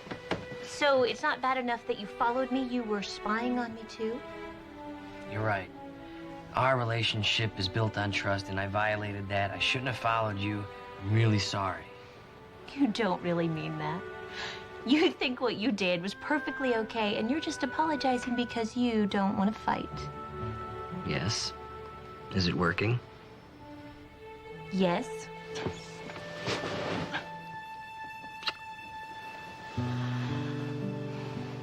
It's funny. Over the years, I romanticized my time with Greg so much, I completely forgot what he was really like. Well, that's only natural. You remembered him dying young. But looking back, the only part of the relationship that really worked was the Okay, that's good because I don't need to know anymore. scuba diving. What did you think I was gonna say? Scuba diving. It's just I couldn't bear the thought of you scuba diving with another man. You have never scuba dived in your life. Well, that's because I was saving myself for the right woman. And I was hoping she'd be saving herself for me. Let's get out of here right now. We can watch the sunrise over Carmel. Well, and we still gotta get the car out of the garage, and I really don't think this is one of those open all night kinds of towns. I wouldn't be too sure of that.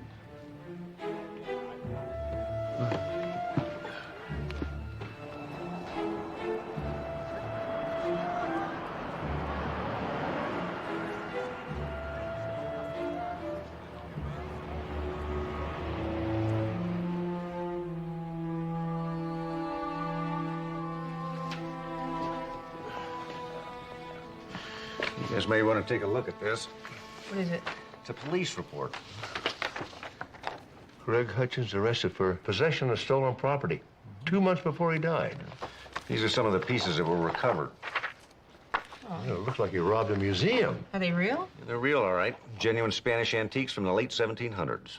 Where did he get them? That's the strange part. No one ever reported him missing. No one made a claim. What, the charges were dropped? That's right. Steve, we have to go to the library. Now?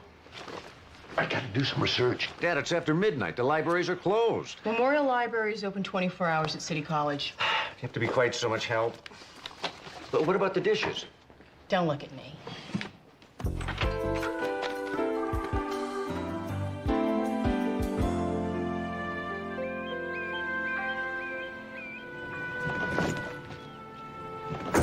Car's packed, B&B is paid for, and Carmel is waiting.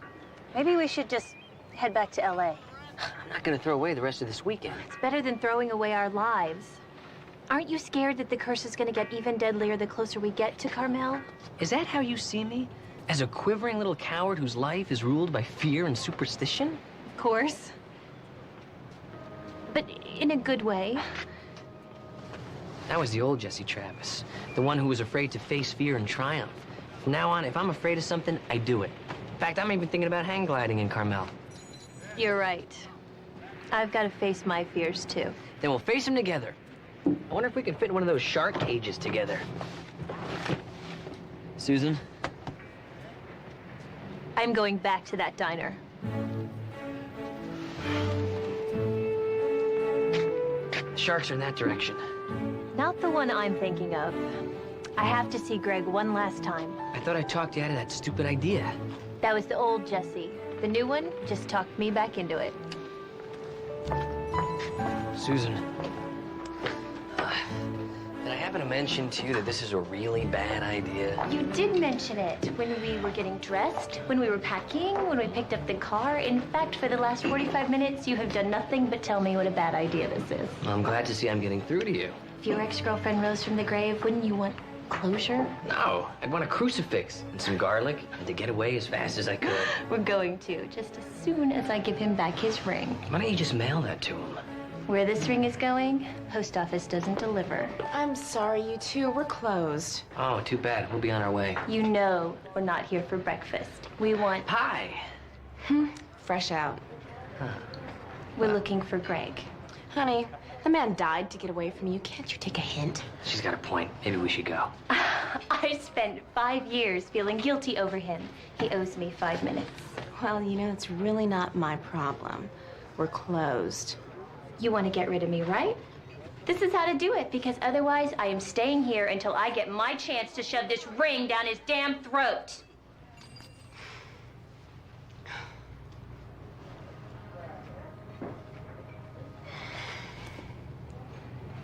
Take Maine to the Coast Highway. It's the 5th house past the wash. Thank you. Maybe I can just get a little piece of cherry pie to go.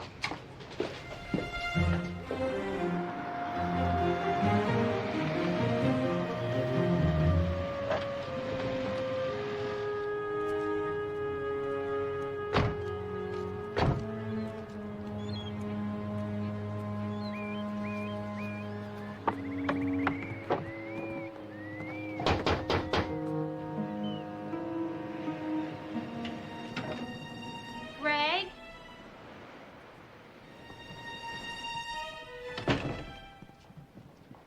Greg, are you home?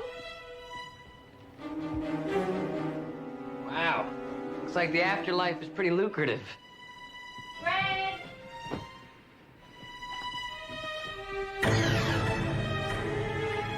Jesse?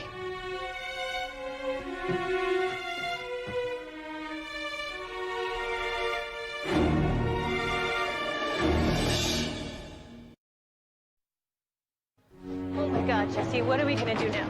We leave and we call Mark while we're going.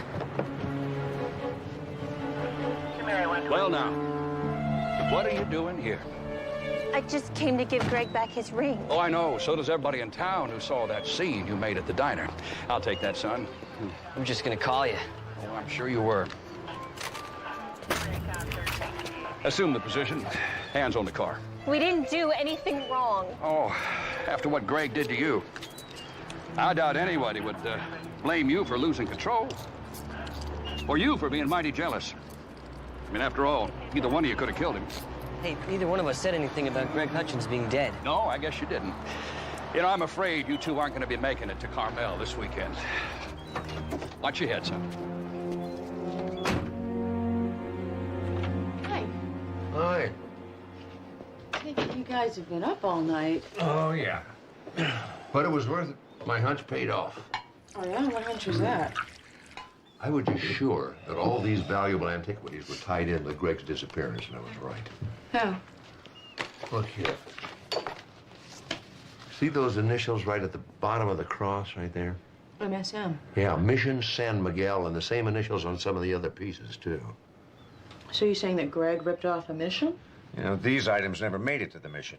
We found in the research that there was an old Spanish galleon, the Buenaventura, which was plying the coast along here, dropping off relics to some of the missions in Mexico and California. They're also carrying other valuables like coins, jewelry, to trade with the natives. It didn't make it, sank. Where? Oh, somewhere between Pismo Beach and Morro Bay, about 15 miles offshore. Greg was a diver. So he must have discovered the wreck on one of his dives, which explains why no one claimed the loot. And when he got arrested, he knew he was going to get found out sooner or later, and he didn't want to share all this wealth with the tax people. Or have his treasure confiscated by the Spanish government as historical objects. So our guess is he staged his own death and then continued to plunder the ship. How much money are we talking about? Millions and millions. These gold coins are worth 20,000 apiece. And there were hundreds of them aboard that ship. Well, does Greg know his cover's been blown? Well, according to Jesse, he and Susan chased him down the street. Well, then he knows. Been trying to get Jesse on a cell phone. I can't get through. Well, we have to get up to him and warn them. Now, the problem is Jesse never told Dad where he actually is. Now, Jesse did say that he had just seen the tallest oak tree in the state and a very quaint lighthouse, and that he was about 100 miles from Carmelia, so that narrows it down some. Well, let's go. We haven't had much use for a jail in this town. Although it's real nice for quiet catnaps. I know, it kind of looks like a dungeon. But we prefer to think of it as country charm. These stone walls are all that's left of the original structure. A bordello, believe it or not. In 1888, an old fisherman named Salty Maglu turned it Shouldn't into you be reading us our rights rather than giving us a history lesson? And I especially like the part about a lawyer being present during questioning. Well, there's only one lawyer in Sea Ridge. And I'm afraid there'd be a conflict of interest. I'm also a notary. You know that we didn't kill Greg Hutchins. Son, who killed him isn't really important now. It is to us. And I am truly sorry your car broke down in Sea Ridge. This really is a nice little town.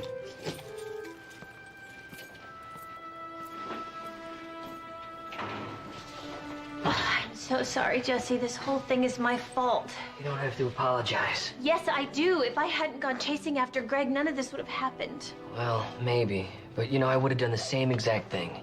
I should have listened to you. If I had just had some pie and minded my own business, we wouldn't be in this mess. I don't think we have anything to worry about, okay? Mark is bound to come searching for us when we don't show up for work. Jesse, look. Everybody's headed to the diner again.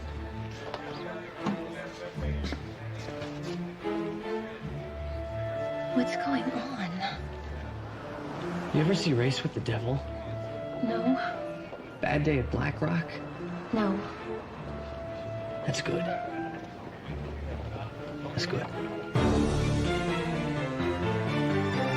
Okay, we passed the tallest oak tree in the state about 10 minutes ago. It should put us somewhere in here. Yeah, but there's about a half dozen towns between here and Morro Bay. It's going to take all day to check out each one of them. We don't have that kind of time. No. Bobo, anyone? What possessed you to buy all that junk food? It's the only way I could get the cashier to talk. Spent $20 on peanut butter cups. $20? I hope she had something worthwhile to say. As a matter of fact, she did. The only lighthouse within 100 miles of here is near a little place called Sea Ridge. How far is it? 30 miles up the coast. Well, Sea Ridge isn't even on the map. It's probably too small. Well, we better get going. I have a feeling there's something wrong. All right. Meeting's over. They don't seem very happy. Well, I got a funny feeling we're not going to be either.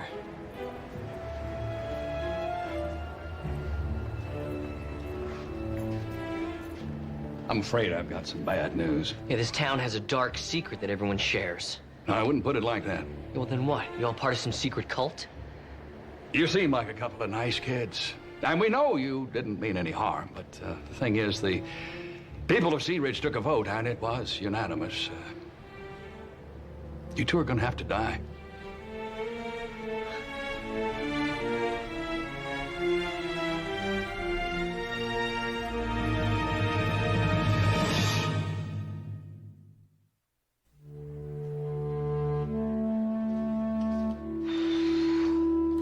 How much time do you think we have left?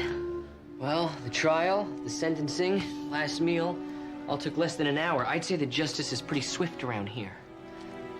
You know, we're going to be executed in a few minutes. I think you can go off that diet now.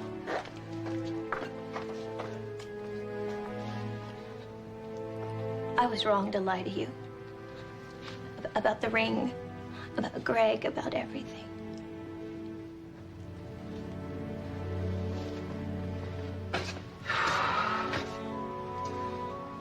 It's okay. I tell you what, if by some miracle you and I get out of this thing alive, we're gonna promise each other to tell the truth about everything. No matter what? No matter what. It's a promise. You know, the truth is, I was jealous of Greg. I think deep down, I wish that I could be the first one that you fell in love with. You're the first one who counts.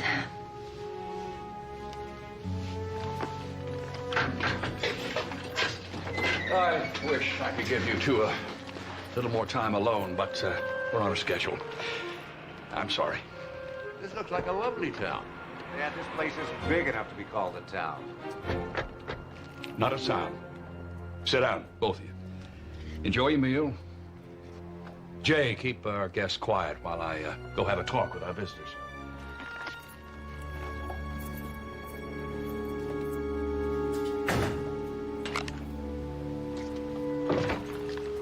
Well, afternoon. Afternoon. Can I help you folks with something? Lieutenant Steve Sloan, L.A. Homicide. We're looking for a couple. We thought maybe... Jesse Travis and Susan Hilliard.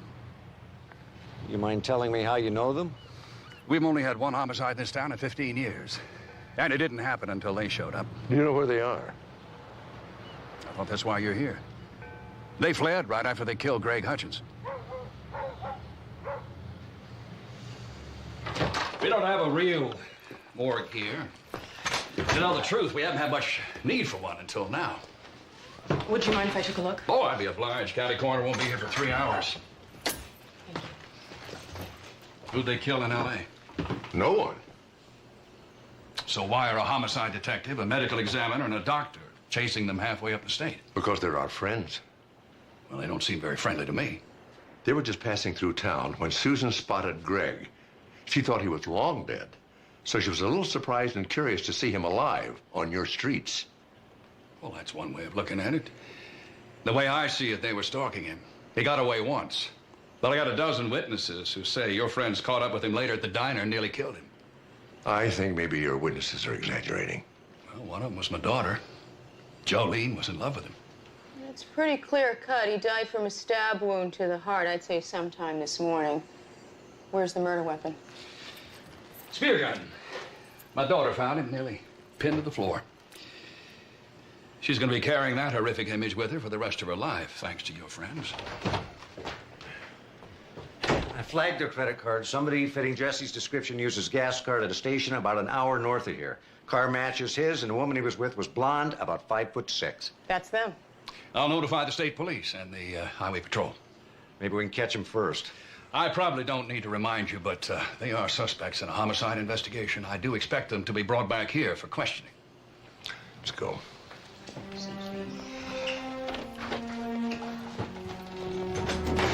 We got to speed things up. We don't have much time. Bring them out. Let's go. Thank you. You've been a big help. Take care. So what do you think? We have to keep going north. It's the only thing we can do. All right. Now, how long ago was that? All right, well, keep me posted.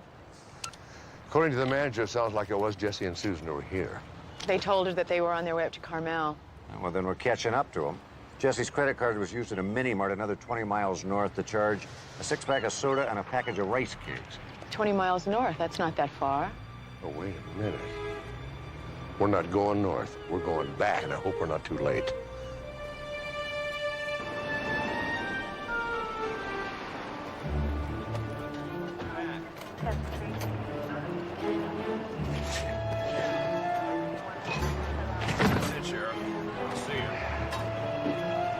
Take care, Ben.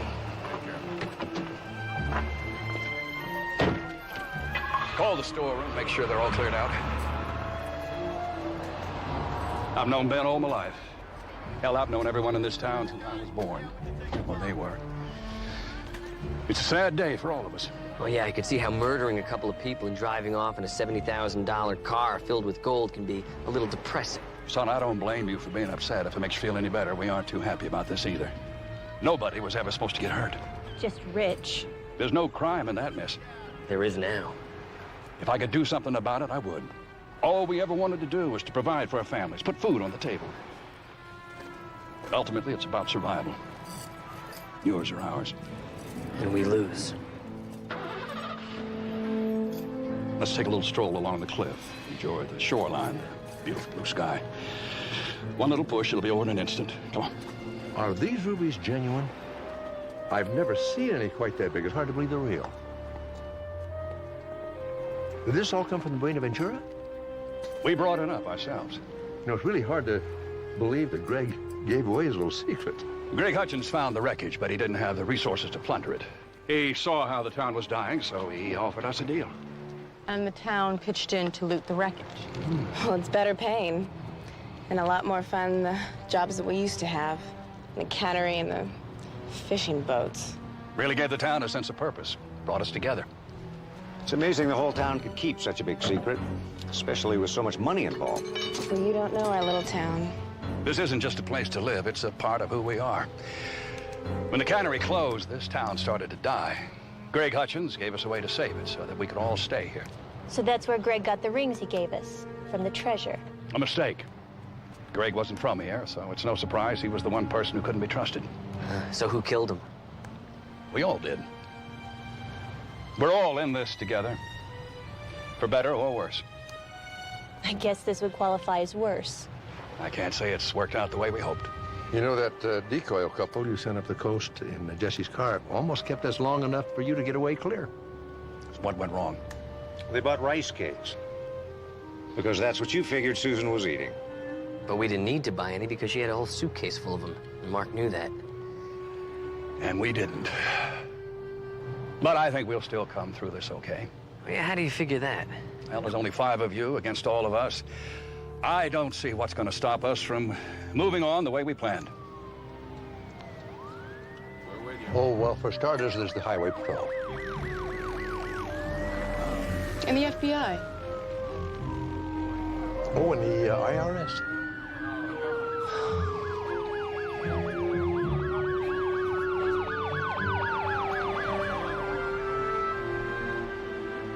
I think a regular course of antibiotics will take care of the infection. I wouldn't worry about it. Yeah, thanks for the opinion. Hey, how do you like my hair? Wow, I hate it. Makes you look 10 years older. Thank you.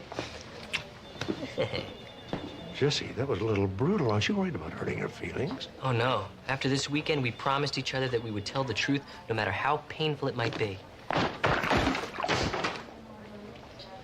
Things couldn't be better.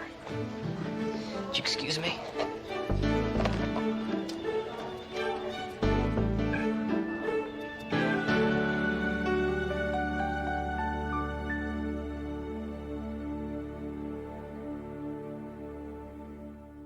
Chào bạn, nay mình sẽ hướng dẫn các bạn viết chữ hạ màn và trình diễn nha.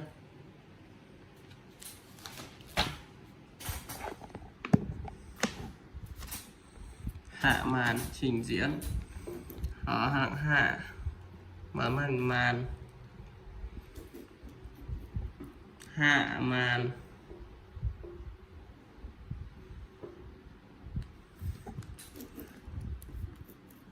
Hạ màn.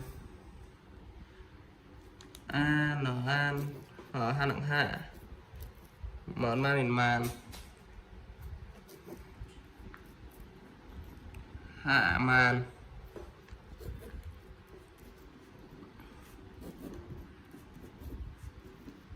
Hạ màn. Hạng hạ. Mở màn.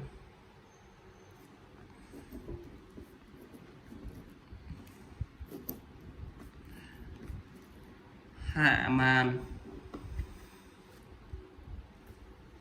An hở hạng hạ. Mở màn. Hạ màn. Trình diễn này. Chương trình huyền trình. Đoạn tiếng Anh tiễn. Trình diễn. Trình diễn. Y nhà in. Yên yên. Chương trình huyền trình.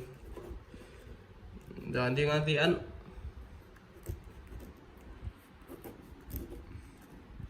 Trình diễn. Y nhà in. Yên yên. Chương trình huyền trình. Rồi tiếng Anh diễn.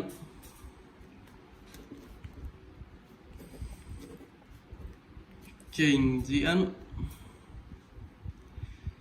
Trình diễn. Chọn chữ ngành trình. Rồi tiếng Anh diễn. Y nhà in. Yên ở yên. Trình diễn. Trình diễn.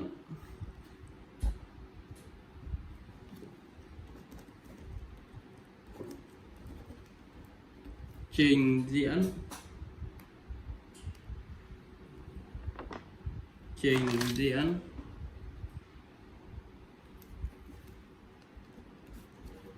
Trình diễn. Bạn đã mẹ xong. Bè bạn.